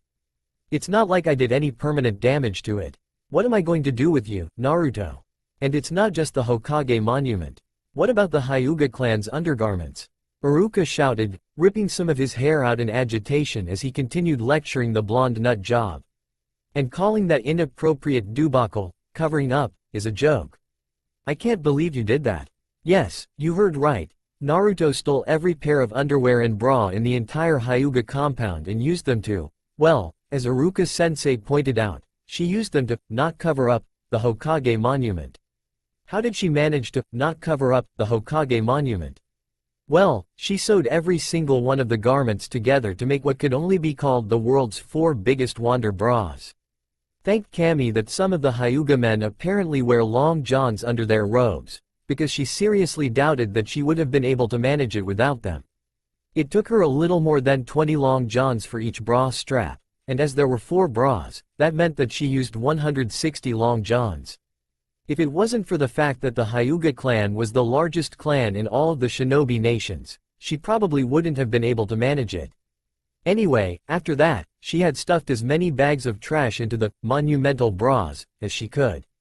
If anyone ever asked her how she managed to do all of that without anyone ever noticing her until she was finished, she would probably tell them that it was just luck, but in all honesty, it was actually thanks to one of the 3 jutsus she had created to aid her in her pranking over the years. The Asoko ni Miru no Jutsu. After years of having to deal with people interrupting her pranking, she finally had enough and created the Asoko ni Miru no Jutsu, or the look over there technique, which basically makes an object repel people's gaze for a few minutes. The only drawback that the technique seemed to have, as far as Naruto could tell, was that it only lasts about half a minute at a time, meaning that she had to constantly apply it again and again if she didn't want to get caught. It also didn't cover up sounds, smell, or chakra signatures, so she constantly risked getting caught if she was working with anything loud or smelly, which really sucked because she had gone through a short phase where almost all of her pranks involved a handkerchief, a pound of manure, and a wet cat, which meant she had had way too many close calls for her liking, though most people always just assumed that someone had just let out a silent but deadly one. Yep, if you ever smell something on the wind, don't foolishly believe that it's just your neighbor's farts, it's actually a little blonde girl coming to get you. Muahahaha. Oh, sorry, I went off a bit. Anyway, the point is, she had worked for hours to create the look over there technique, and she was very proud of it, which is why she hadn't told anyone about it yet, not even Mizuki-sensei. "Hey, it's not like I hurt anyone," Naruto mumbled as Iruka continued his rant, which was already showing signs of being one of his longer-winded ones, which usually lasted well over an hour unless someone stopped him early enough. Luckily, Naruto's comment seemed to do the trick, because Iruka almost immediately stopped talking and glared at her for interrupting him. Not that he actually had any idea of what she said, it was just the principle of the matter. He was the teacher, and she was the student, she wasn't supposed to interrupt him all the time like that. "All right, Naruto, if that's the way you want it," Iruka began, straightening up a bit and glaring down at her with a large angry tick mark on his forehead. "Everyone," he shouted, pointing at the rest of the class. "Outside, we're having a test today." "What?" An overly annoying voice shouted from somewhere near the back of the class, which was quickly accompanied by barking sound. Akamaru and his pet Nin Dumby. Akamaru, a small puppy with cute little brown ears, was the only nin animal in the class, unless you counted Aburame Shino's Kakaichu bugs. While Akamaru wasn't too bad, Naruto personally felt that getting too near his ever-present pet stupid person in training could cause just as much permanent damage as mustard gas could. Plus it could also cause you to lose any and all memories of your childhood. 2. Yep, he was definitely someone you wanted to stay away from if you ever wanted to be able to smell anything again without wanting to throw up. Poor Akamaru. Considering that a dog's sense of smell is way better, Naruto wasn't really sure just how much better it was. She just knew it was better by a lot. She was pretty sure that the dog probably had 1,001 times more difficulty handling his pet's smell than she did, and he had to live with him. Poor puppy, may his nose rest in peace.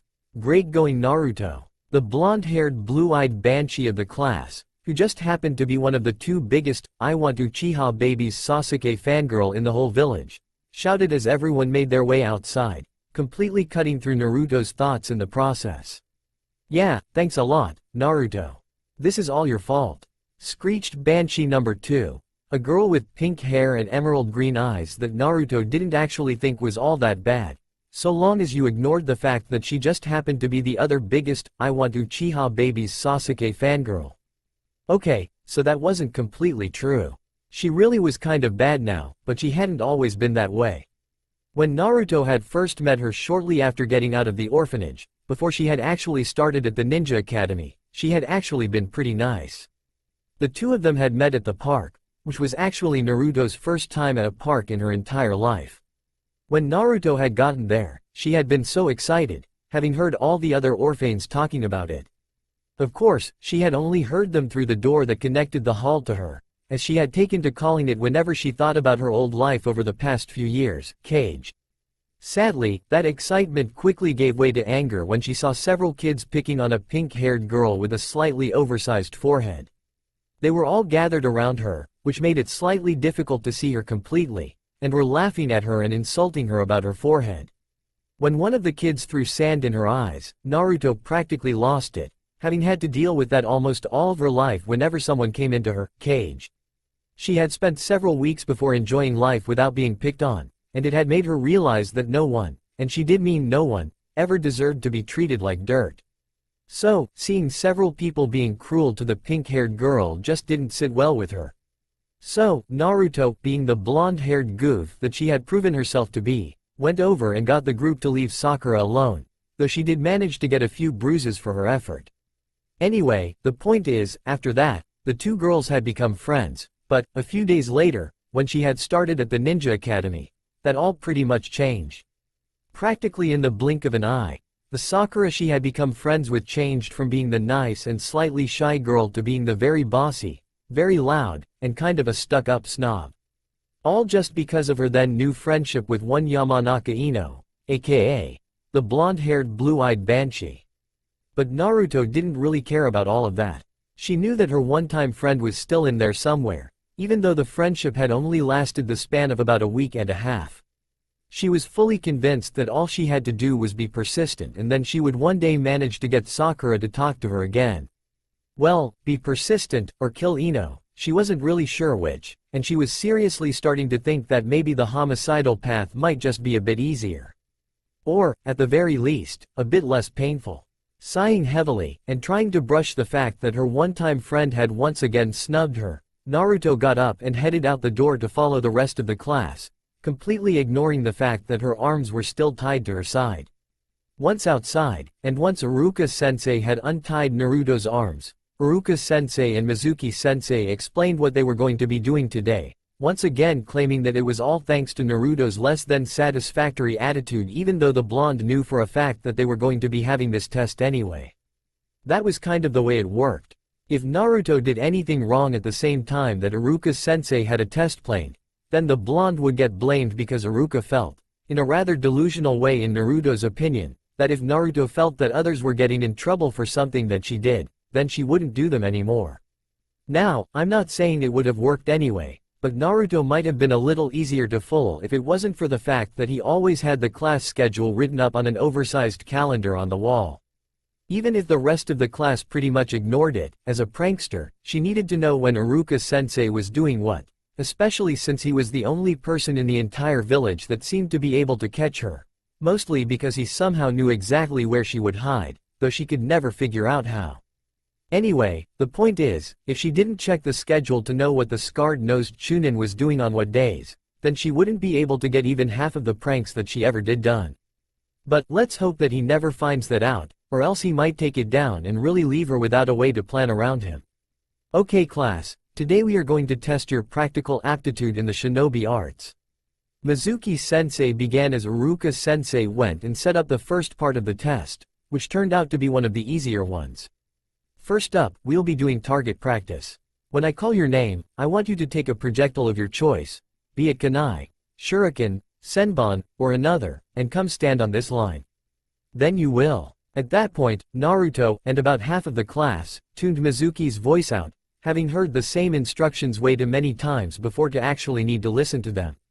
The tests were always the same. Come stand on this line, throw one of these objects, go over there and wait for everyone else to finish with the first part. When you hear your name called, get into the ring and fight your opponent in a sparring match. You lose if you get tossed out of the right, knocked unconscious, lose too many points by getting hit or messing up an attack, etc. Then perform all three of the basic jutsu. Bunshin no Jutsu, also known as the clone technique, sadly, she couldn't pull that one off even if her Roman depended on it. Henge, also known as the transformation technique, she couldn't pull that one off very well either, but since she made up another jutsu that does the same thing, but was a heck of a lot easier for her to pull off, it didn't really bug her all that much. It takes a lot more chakra than normal, but she can still turn into anything she wants, and as a bonus, it's solid too. And lastly, Kawarimi no Jutsu, aka, the replacement technique. Oddly enough, this one wasn't really all that hard for her, but she still didn't like using it because it took so much concentration for her to do it that it was almost impossible to use in practical application.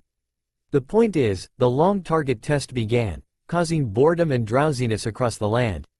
Okay, so maybe that's going a bit far, but not by much. Anyway, once she finally heard, which took a while because Uzumaki was almost the last name on the list since they were going in alphabetical order, Naruto made her way up to where Mizuki-sensei told her to stand, and quickly pulled out a few shuriken she had recently bought at a shop near her apartment, which she was only able to do thanks to the henge 2 feet, and tossed them at the target, frowning slightly in annoyance when they hit around the outer ring, and frowning even more when two of them missed altogether. As stated before, no matter how much extra time she put into training with Mizuki-sensei, she never seemed to get any better. If anything, she seemed to be getting worse, at least that was Iruka-sensei's opinion.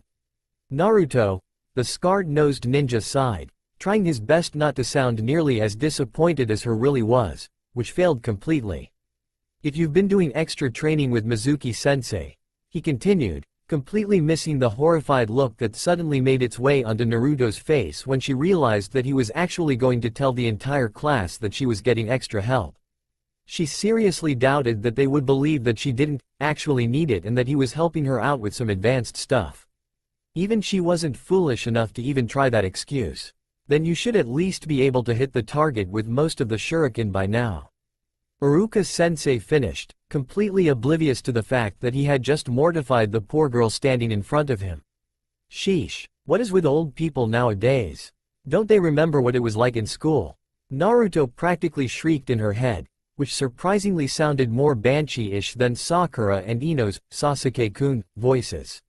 So the Dobi's been getting extra help? The Inuzuka bastard roared with laughter, sending the rest of the class rolling on the ground, laughing their heads off at her. Good, if anyone need it, Naruto does. Another kid shouted, one of the kids who, ironically, was even lower in the class than the blonde was. Yeah, look at the target, he didn't even get a single one near the center. A second laughed, causing a small vein to appear in Naruto's forehead. Iruka-sensei finally seemed to get his mistake when the second person spoke, and tried, and failed, to fix it. Now, if Naruto's willing to get extra training in to better herself, there's nothing wrong with it. It just shows that she has the dedication and drive needed to be a shinobi. He started, trying to get the class to quiet down, even if his attempt was kind of ruined thanks to the slightly embarrassed look on his own face at having just embarrassed a student without realizing it. Naruto knew that he meant well, but it still irked her slightly that he would go and tell the entire class her business when it didn't concern them. I mean, come on. He's a shinobi for crying out loud, he should know better than that, she thought miserably as the class continued making fun of her. Dedication and drive? Last time I checked, you also had to have brains to be a shinobi, but I'm sure there's a first time for everything. This last comment, unfortunately for the speaker and the other two idiots that had spoken before her, caused Naruto to notice something that made her smirk slightly. I'm sorry, but... Naruto started, turning her full attention on the three kids who had just gotten themselves dubbed the permanent prank target group. Aren't you three idiots even lower in the class than I am? If I'm stupid, doesn't that just make you pathetic? This statement caused most of the class to laugh slightly, mostly because it was true. While almost everyone picked on Naruto no matter what she did, she wasn't the worst in the class, just really close to it, which meant that everyone from Naruto on down were in danger of being removed from the class. In the Ninja Academy, everyone was supposed to be given an equal chance, though the people from clan families were still given special treatment, even though that was supposed to be against the rules.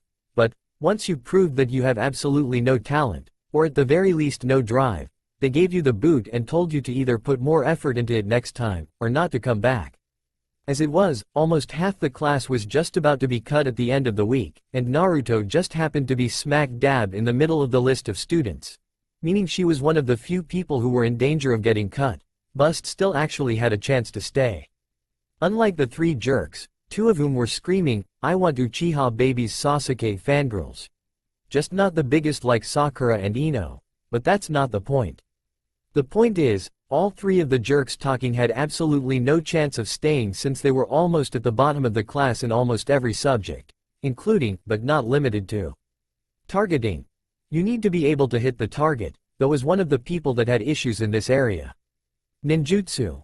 Also known as performing the three basic jutsu, plus performing the Nawanuke no Jutsu, rope escape technique, a jutsu that lets you untie yourself whenever you're tied up, and the Kakurimino no Jutsu, cloak of invisibility technique, which is basically using a shinobi cloak that lets you blend into walls and trees, so long as you use it correctly. Once again, Naruto had a bit of trouble in this department as well.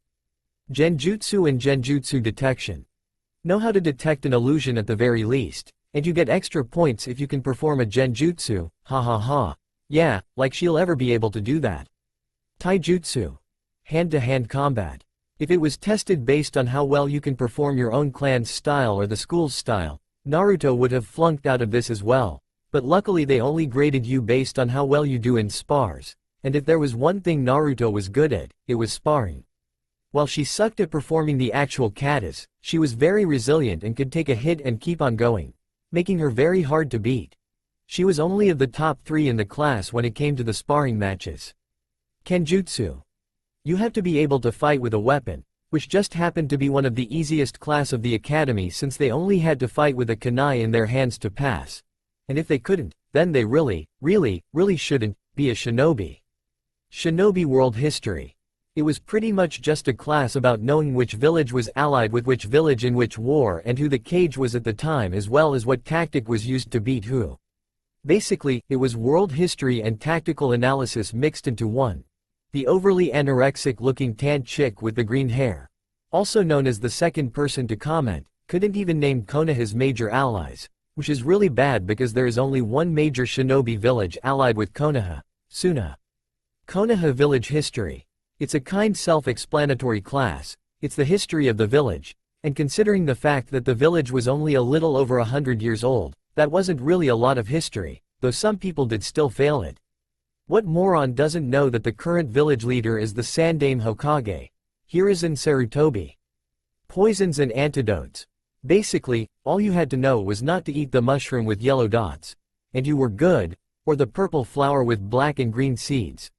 If you don't know that deadly nightshade is toxic, especially when deadly is in the name, then please do us all a favor and leave. And last but not least, trapping and trap detection. Making simple rope traps, and being able to spot a trap could save your life, and with all the pranking that Naruto did on a regular basis, she was the top of the class when it came to setting up traps, but was in the middle, though a bit more near the bottom than the top, when it came actually to detecting the traps. Stealth, evasion, and infiltration had all been on the list of classes you had to take and pass as well at one point, but Mizuki-sensei had removed them from the syllabus because he felt that the entire class was good enough that it was kind of pointless. Which really sucked because Naruto had practically flattened everyone else in the class at all three of those subjects. The end-of-term test had been to try and infiltrate one of shinobi buildings in the village, grab something from there, and get out without getting caught. Almost everyone had chosen the academy, the Hokage's office, which was the easiest, ironically, or the council house, but not Naruto. Naruto had chosen the most high-security building she could think of, one which just about nobody in the entire village even knew the location of because it was so top secret. The Anbu headquarters. It was easy and funny. She just followed an Anbu she had spotted. Okay, so, spotted was a strong term. Tricked into coming out of his hiding spot would have been a more accurate statement. Basically, she knew that the entire village hated her for some reason, and she knew that Sasuke Teme just had to have an ANBU or two watching him at all times because he was the last of the Uchihas, so she did the only thing that made sense. She set up a few rather hazardous pranks on the Teme. The moment Sasuke Teme had to deal with said prank, she started looking around for hidden Anbu, and barely managed to find one who just so happened to be looking directly at her at the time. She couldn't be sure, but she felt that he must have been glaring at her for pranking his charge. Anyway, after she spotted the Anbu, she had tailed him as stealthily as she could, which means that he had absolutely no clue that he was being followed, and found the Anbu headquarters. She then spent close to 3 days spying on the place before finally slipping in, pouring super glue all over the floors, walls, and ceiling, just for the fun of it, and stealing every single one of the Anbu masks she could find. By the time the Anbu finally managed to get themselves unstuck, the test was already over and there was nothing they could do about it but take a walk of shame to the Hokage's office to explain how an academy student had managed to infiltrate the highest security building in the village, as well as to ask for the masks back, which just added more pain to the injury because each and every mask had been redecorated by the little 3-year-olds in the daycare center at the academy. After that, she was given the highest grade for the test in the history of the school. And yet, they still call her an idiot, kind of ironic, isn't it? Anyway, the point is, the 3 idiots that were making comments were doing even worse than Naruto was, and yet they still felt it was okay for them to insult her grades. Idiots. That's enough, class. Mizuki-sensei finally shouted after listening to the class's comments for a few minutes. Everyone, get back to where you're supposed to be and stay quiet, in case you have forgotten, this is a test. It might not be a written one, but I still expect each and every one of you to take it seriously and to stay quiet. After the scolding, which was so surprising because it was usually Iruka-sensei that went into lecture mode, everyone quickly got back to their spots, be it in line for the target test or waiting over by the sparring area, and waited, slightly surprised at getting scolded by Mizuki-sensei. Stupid people. Naruto grumbled as she made her way over to the area to wait for her turn to be called again. Once everyone had finished with the targeting test and were waiting for the sparring matches to start, Iruka-sensei started calling out people's names in pairs, starting with the people with the lowest taijutsu scores, though it was a full-on sparring match and not a taijutsu match, and ending with the highest. 2 by 2, the students all took their turns. As Naruto was in the top 3 in taijutsu in her class, though it was only because of her ability to get back up after getting knocked down, she knew she would either be in the second to last match, or the final. She wasn't really sure which one it would be, because she and Kiba were pretty much tied when it came to that particular grade, but she was really hoping that she didn't have to fight Hinata. It wasn't that the blue-haired, shyer than should be possible girl wasn't good at fighting or that she didn't like her. She also wasn't delusional enough to think that Hinata was weak and couldn't hurt her, because she knew better than that. Hinata was a Hyuga, and more than that, she had one heck of a forward jab when she was really angry. No, it was just that she really didn't want to hurt her. Hinata was one of the few people in the class that didn't completely get on Naruto's nerves. Plus she was way too nice to actually hurt. Luckily, when the second-to-last match was finally called, it wasn't her that was fighting in it, it was Kiba, meaning that he was the one that was going to be fighting the Hyuga heiress. The match was quick, and ended pretty much how most of the class expected it, with Kiba simply knocking Hinata out of the ring without actually hurting her much, though, as always, he only managed it because she didn't want to hurt him. Then, it was Naruto's and Sasuke Tomi's turn. When the two of them heard their names get called, both Naruto and Sasuke made their way onto the large sparring area where they would be fighting and faced each other. Alright, as stated before, this is an all-out spar. Nin, Ken, Gen, and Taijutsu are all allowed. Fighters ready? Iruka called out to the class as he wrote down the matchup on his clipboard. Begin. As soon as the two fighters were given the signal, Naruto quickly tossed a few shuriken at Sasuke, which he easily deflected before charging at her, attempt to take her head off with a rather dangerous high kick. Ducking under the kick, Naruto quickly rolled to the side before whipping out one of her legs in an attempt to swipe the raven-haired shinobi in training's legs out from under him. Unfortunately, though she was considerably faster than he was due to all the times she had to escape both Anbu after her pranks and angry mobs from time to time, though it would probably take Kami herself to get anyone to admit that she was faster than the Teme, she only managed to clip the heel of Sasuke's left foot as he jumped over her leg. On his way back down to the ground, Sasuke lashed out his leg and tried to slam the heel of the same foot she had hit into her stomach, only to miss when she once again rolled out of the way. For several seconds, the battle was spent with Sasuke simply trying to hit or kick Naruto while our blonde hero simply dodged, barely managing to get out of the way in time. Getting tired of Naruto always dodging his attacks, Sasuke jumped back and away from the battle before running through several quick hand seals, finishing with the tiger sign as he took in a deep breath. Kaden. Gokakyu no Jutsu. Fire release. Great fireball technique, he shouted as he let loose the fire jutsu, much to the surprise of most of the entire class, as well as the two senseis. 1. Impressive. Mizuki set off to the side as Iruka wrote down a few notes on his clipboard, feeling just as impressed as his colleague did. To have learned a technique like that at such a young age. Iruka trailed off, completely amazed at what Sasuke had just done.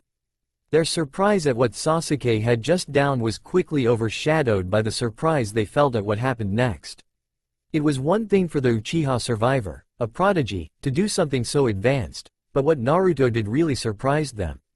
Go Sasuke-kun, kick that idiot's butt. Everyone heard Sakura shouting happily as she jumped up and down, trying to ignore her inner self's cheers, which were starting to drown at hers in her head. Seeing the large ball of fire coming straight towards her, Naruto quickly ran through a set of her own hand seals, deciding to use one of her own ninjutsus. Dog, boar, tiger, snake, boar, tiger, she mumbled quietly as she ran through each seal before finally finishing with the tiger seal and shouting her jutsu. Asoko ni miru no jutsu.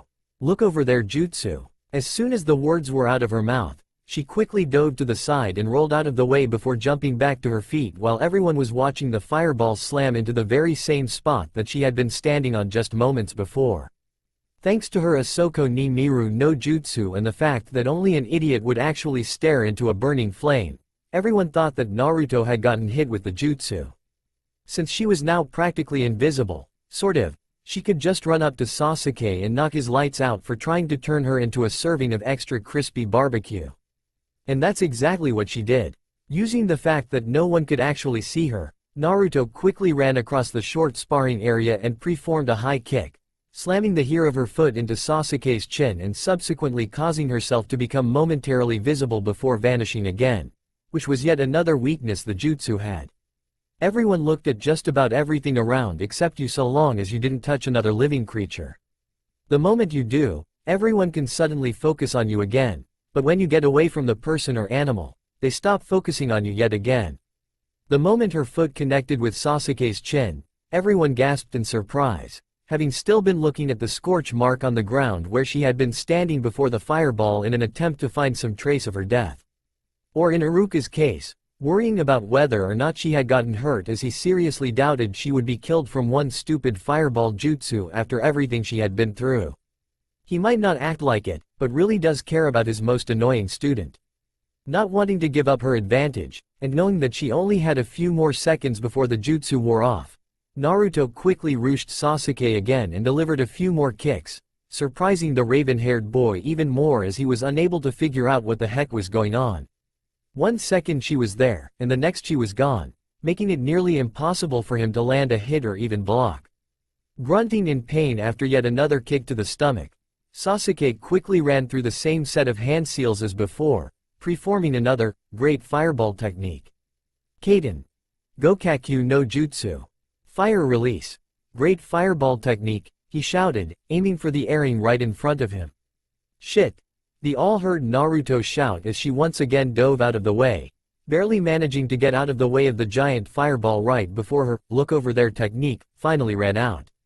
Dobi. Sasuke demanded as the blonde slowly got to her feet and glared right back at the now annoyed Uchiha. What was that technique? He demanded, gritting his teeth as she looked at him defiantly. 2. None ya damn business, that's what. She said flatly, refusing point blank to tell the spoiled little brat about her jutsu. She created it, and there was no way she was about to give it up to anyone, dang it. Tell me how you did that, now. He shouted at her, getting more and more angry at the fact that she was almost completely ignoring him now and was simply looking at her nails instead of paying him any attention. She grunted, looking away from her hands to look over at him. Did you say something? Naruto's laid-back attitude, along with her question, caused both of the Chunin present to sweat drop slightly. Just about every single shinobi in the village had seen Maeda Guy and Hitaki Kakashi in action, and Naruto's was eerily similar to that of what Kakashi would have said if he was in the same situation as the blonde was now. It was so similar that it caused a slight feeling of déjà vu for the two Chunin. Hey, don't ignore Sasuke-kun like that. Sakura and Ino shouted angrily at the orange-clad girl, clearly angry at the fact that she had ignored their crush. 2. Gritting his teeth and feeling more than just a little angry at having his demands brushed off so easily like that, Sasuke quickly launched into attack once again. This time, when he attacked, he threw several kunai and shuriken while going in for right feint and a left punch to the blonde's face in an attempt to knock her off balance.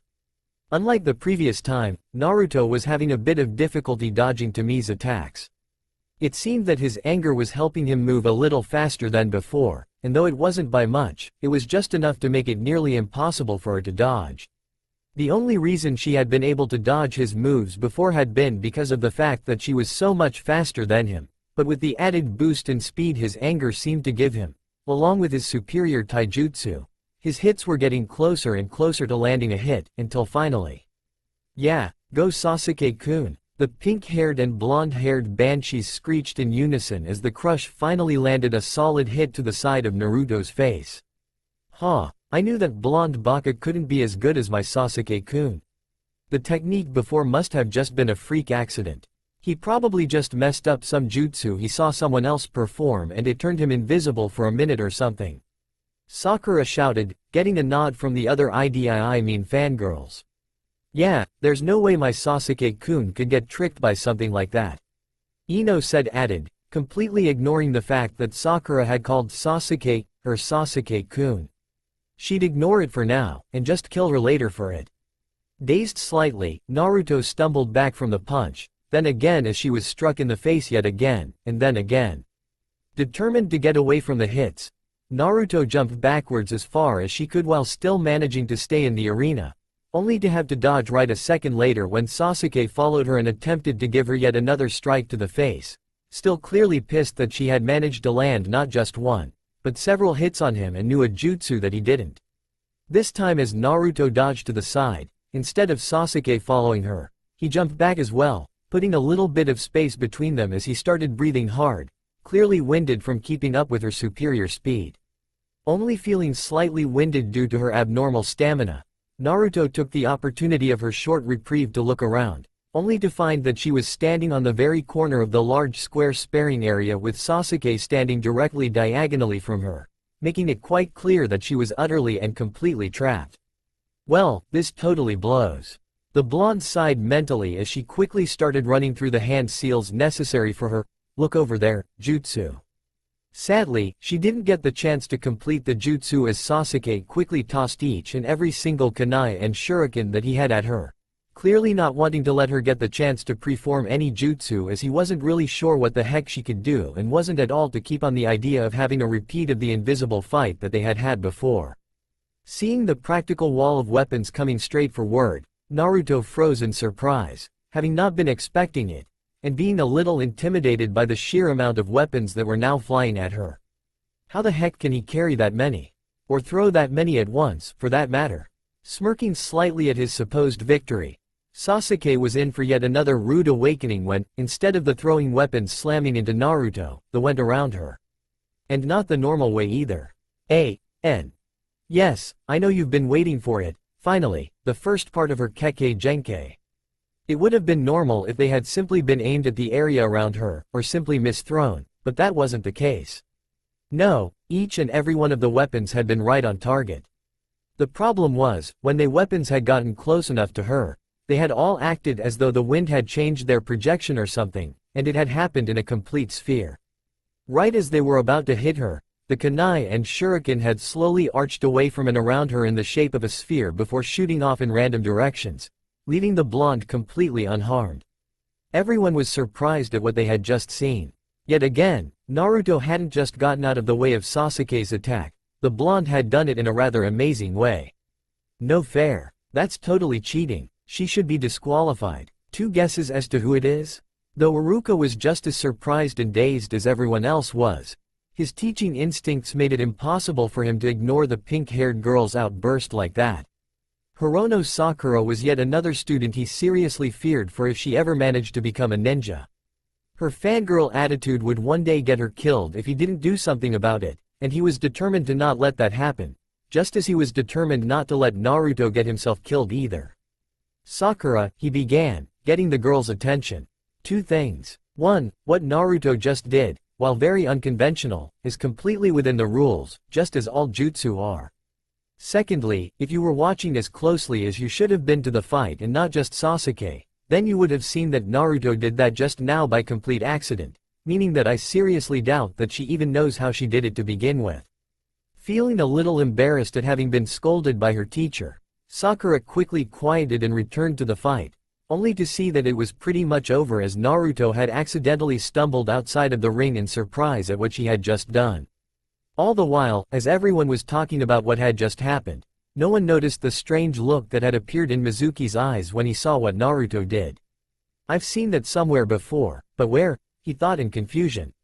While he couldn't place it, he was almost sure that he had seen that exact same strange ability before, and not only that, he was also relatively sure that it was actually a part of a Kekei Genkai.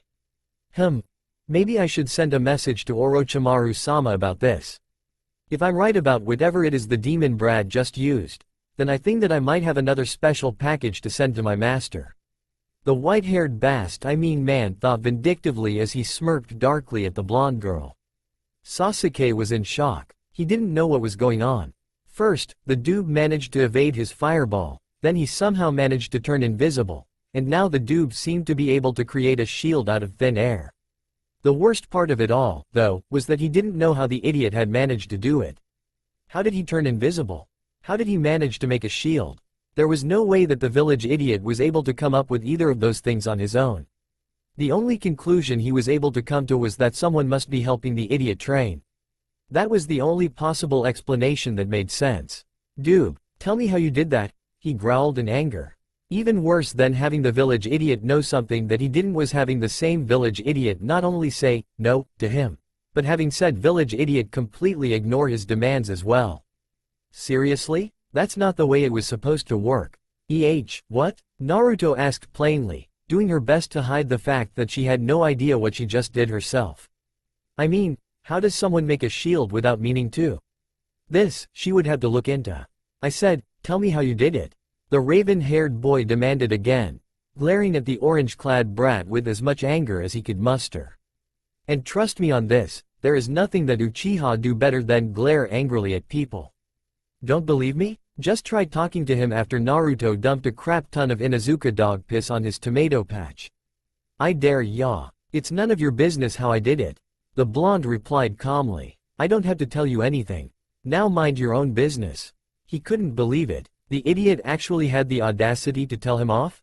Him? Growling in anger, the raven-haired boy launched himself at the blonde with his fist pulled back, hoping to his nose, or give him a black eye. Unfortunately for him, that was probably one of the dumbest things he could have done.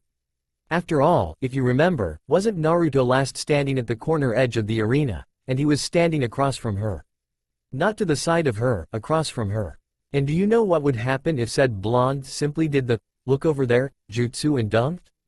Yep, exactly. Got it on the first guess, didn't you? Seeing Sasuke coming straight for her, and with no other option, Naruto quickly did her soon-to-be famed "look over there" jutsu, and dunked, letting the raven-haired boy sail right over her. Right off of the arena. Everyone stood frozen. No one could believe what they had just witnessed. Though she hadn't actually knocked Sasuke out or beat him in a fight, by him stepping outside of the fight zone, the arena, she had won. Winner. Uzumaki Naruto. Iruka called, surprised, and secretly proud, at the turn of events. Okay, and that wraps everything up for the sparring. Everyone, head inside and get ready to head home. Though he would never tell anyone, and would probably deny it if anyone were to ask him, he was really proud of the blonde-haired brat. Even if she hadn't meant to do half the things he had just watched her do, the fact that she could do them in the first place, and the fact that she had thought quick enough on her feet to use Sasuke's last attack against him, was proof that maybe, just maybe, he didn't have to worry as much about her as she actually managed to become a kunoichi. Then again, that was a lie and a half. He would always worry about all of his students. It's just the way he was. Smiling to himself, Iruka started to turn, planning to make his way over to the blonde, only to get stopped before he even took a full step. Iruka-sensei, do something. Naruto cheated. I hate my job. As soon as the match between Naruto and Sasuke had finished, Mizuki quickly got his butt into gear and got to work.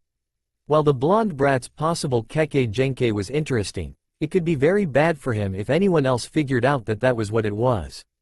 The last thing the white-haired shinobi needed was for someone like the old mummified warhawk of Konoha to find out. He already seemed to have a rather disturbing obsession with the demon brat. Add in a Kekei Genkai and the brat would probably have a full armed guard around her in less than half a second. And then he would never get the little demon child sent off to Orochimaru. In less than a second, the white-haired Chunin had a plan fully formed and ready to be executed. He wasn't exactly new at this. He had been sending his boss new test subjects for a while now. True, not all of them had bloodline limits, in fact, most of them didn't, but that didn't mean they weren't decent research subjects. While it was true that Orochimaru did prefer subjects with bloodlines, he was also more than willing to take a subject with any form of oddity. Some of the brats he sent his way he sent simply because they had more chakra than average, or maybe he noticed that they were slightly resistant to some form of a poison of some kind. After all, while it was uncommon for some random kid to have a bloodline, it wasn't exactly unheard of for someone to have a random immunity to some form of poison, or for child to have slightly more developed chakra coils than other kids his or her age. The best part about all of it, with Danzo having made a name for himself for kidnapping kids for his roots in the past, no one suspected him of anything. Anytime someone went missing, if there wasn't a perfectly logical explanation, then the Hokage would just assume that it was Danzo and would simply have the man watched even more than he already was. Not that wasn't important at the moment. No, what was important was keeping the blonde-haired demon child from doing anything stupid, like alerting the old war hawk of this new ability. Plan fully formed and rearing to go.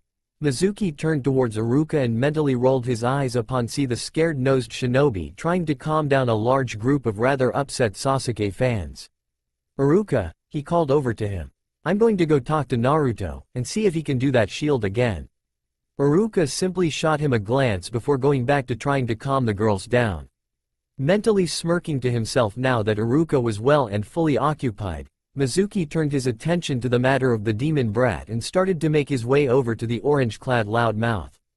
Naruto, he called, getting the young girl's attention. There's something I want to talk to you about. An hour later, after Naruto finished her conversation with Mizuki, the blonde could be found standing in her bathroom, staring at herself in the mirror. Now, normally she wouldn't be caught dead staring at her own reflection like one of the other girls in her class would be, but at the moment, she had a legitimate reason for doing so. She was actually trying to figure out what it was she had done to cause the shield thing. After talking to Mizuki-sensei, where he basically just told her that real shinobi keep their techniques hidden so that they could take their enemies by surprise, she had quickly headed home, planning to start her own, super awesome Uzumaki training of awesomeness, or Hirsata for short. However, before she got down to the training, she had to, obviously, figure out what it was she had done in the first place. I mean, really? How was she supposed to train in something without knowing what it was she was supposed to be training in? The problem was, she couldn't figure out how she had done it. No matter what she did, or rather what she tried to do, nothing happened. She couldn't figure it out, and she was really starting to get annoyed. Luckily, after a while she finally came up with a solution. If whatever it was happened when she was about to get hit by kunai, then why not try that? Okay, so that would be a very stupid idea, but you know what she meant. If whatever it was used to block something, then all she needed to do was use it to block something, right? Okay, no, but maybe it would help, right? Worth a shot. Unfortunately, that brought up its own problems. Namely, she had no desire to have someone throw kunai at her. Then, it hit her. Water. While it wasn't exactly something that could hurt her, it could still hit her skin. After all, that's how a shower worked, wasn't it? And so, with that in mind, she had headed home, stripped down to her bare nothings, and headed to the bathroom. Once there, she quickly got into the shower and tried to push as much chakra out of her body as she could in an attempt to create another shield sphere. And it was then that she noticed something that she had never noticed before. A shit ton of seals. On her arms, on her stomach, the back of her hands, and even on her forehead, though she didn't see that one until she took a look in the mirror, there were seals everywhere. The spiraled one on her stomach seemed to be the largest of them, though the zigzagging ones on both of her arms seemed to be trying to compete with it for that title. Seriously, how the flap monkeys did she never notice all the seals all over her? Shocked at seeing the seals all over her, Naruto could do little more than stare down at her own body in surprise and amazement.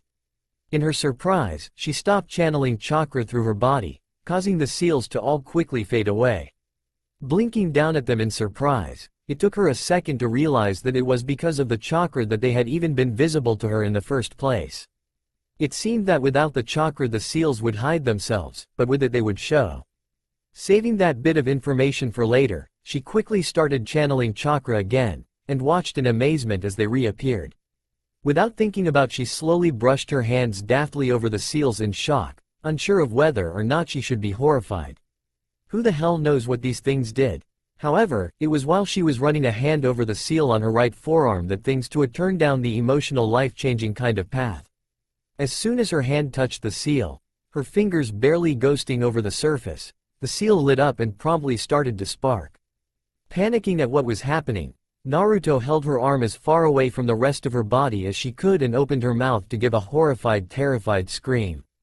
Just as the scream reached her lips, the seal on her arm stopped sparking and a large grown man-sized scroll came shooting out of it like a cannon, slamming her in the face and knocking her to the shower floor.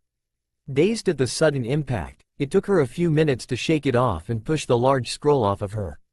Staring down at it with the water from the shower still pelting her, she could, once again, do nothing but stare in shock at the sight before her.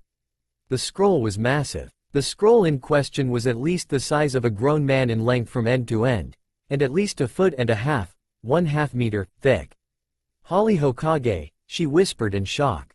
Blinking blankly at the scroll, she simply sat and stared at it for several minutes, before finally realizing that water was still pelting it from the shower. "Crap," she gasped, jumping up as quickly as she could without falling and moving to turn the water off. The moment the water was off, she turned towards the scroll and quickly started inspecting it for damage, only to reel back at what she found. It was dry. She wasn't sure how, but the scroll was completely dry. There wasn't even the slightest bit of water damage on it. It was almost as if the water had simply moved around it, or maybe simply slid right off. Either way, the point was that the scroll seemed to be completely fine. However, there was one thing that wasn't completely fine. While searching the scroll for damage, Naruto had come across something she hadn't noticed before. A letter. A letter with delicate loopy writing on it. A letter with delicate loopy writing on it that was very clearly addressed to her. "To my dearest Naruto." And it was that led Naruto to standing in front of her mirror, staring at her own reflection, trying to convince herself to open the small, slightly damp, white envelope in her hands. If someone were to ask her why she wasn't able to open the envelope, she wouldn't really have an answer for them. It wasn't that she didn't want to know what was written in it, it was more the what-ifs that were terrifying her. She just knew that the letter was important to her. She would love to claim that she didn't know how she knew, but that would be a bold-faced lie. After all, if you found a scroll sealed inside you with a letter saying, "To my dearest blah," it would be pretty obvious that it was important, wouldn't it? But, at least, if she pretended that she didn't know how she knew it was important, then she could just brush it off as her imagination, couldn't she? But sadly, she couldn't bring herself to do that, and that was a large part of the problem. With the letter writer calling her their dearest Naruto, and with it obviously being sealed in her for her, that meant that someone, most likely close to her in some way, had written it, and as she didn't know anyone who would, that left only a few small guesses as to who it was. And one of those possibilities was very terrifying. Family. There was a small chance, and only a small chance, that the letter was from her family, from before she ended up in the orphanage. Steeling her resolve, slowly, ever so slowly, broke the seal on the letter, hoping that the water hadn't made it unreadable, all the while fearing what it was she would find in it if it was still readable. Not letting her resolve break, though it was desperately trying to, Naruto unfurled the letter, and began to read it. The header of the letter was similar to the address on the front of the envelope, but with a few small differences. Namely that it didn't refer to her by name, but rather by something else. My dearest baby girl. She paused, a strange shiver of unease and sadness rolling down her spine as her subconscious quickly processed the words she had just read and came to three conclusions. Firstly, only a woman would write an opening to a letter that way, either that or an overly formal man, which obviously meant that the writer of the letter was a woman, as she seriously doubted anyone so formal would ever have written to her. Even her Gigi didn't write so formally. Secondly, the scroll had been sealed within her and was addressed to the woman's baby girl, which implied that the woman in question was writing to her daughter, which could only mean that it was her mother. Thirdly, and much more importantly, the way the introduction was written, my dearest daughter, suggested that the woman cared very deeply for her child. Naruto was loved. Her mother, and quite possibly her father as well, had loved her. All her life, she had assumed that her parents had abandoned her. She had assumed, rather stupidly, that since the villagers all seemed to hate her, then her parents weren't with her because they must hate her too. Obviously, this letter proved that assumption to be incorrect. However, this new revelation brought with it several new questions as well. If her parents loved her, then where were they? Well, there were really only two possibilities that she could think of. Either they were dead, something that she sadly really hoped for considering what the alternative was, or they were imprisoned, something that she knew from experience was completely horrible. She had experienced what it felt like to live your life caged away in a small room, and she truly wouldn't wish on her greatest enemy. Though, she wasn't really sure if it would be so bad if someone caged Sasuke Teme away. At least then, he wouldn't be able to annoy her anymore. Well, maybe the letter will tell me, she thought, turning her full attention back to the letter to read what it had to say. Sadly, the very first line she read was definitely informative about something, just not what she was hoping for. As I sit here, listening to the demon destroy everything in the village as I write this letter, I can't help but wonder if we are truly doing the right thing by sealing the beast within you. What? Naruto nearly shrieked in horror, rereading the line over and over again in an attempt to prove to herself that she had simply misread what it said. Seal the beast inside me, she parroted in horror as understanding slowly made its presence known. Demon, Kyuubi, sealed in her? What? I take it back, you couldn't have loved me nearly that much. She shouted angrily, throwing the letter across the room. Her mother, her own mother, had sealed the demon inside her, turning her into the living cage of the greatest evil to have ever walked the earth. It certainly explained why the villagers hated her so much. They didn't see her as Naruto, they saw her as the demon, which was exactly what they usually called her, and now she knew why. They thought she was a monster turned human. Every single person, except for maybe a handful of people, thought of her as the demon that gave them all nightmares.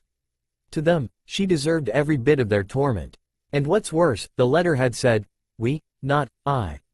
That implied that others, most likely the fourth Hokage, as he was the one who supposedly defeated it, the third Hokage, just because she just knew he had to have known, and her father, now that she thought about it, had a hand in the sealing, not just her mother. If it wasn't for the fact that she already greatly detested cages, this new revelation would surely make her hate them now. Growling in frustration, Naruto picked the letter up angrily and continued reading it. Your father is convinced that our friends will take good care of you. Yeah, well, he's full of shit. Naruto grumbled, before continuing on. That's all for now. If you want to see next part, then please like this video and subscribe my channel. Thank you.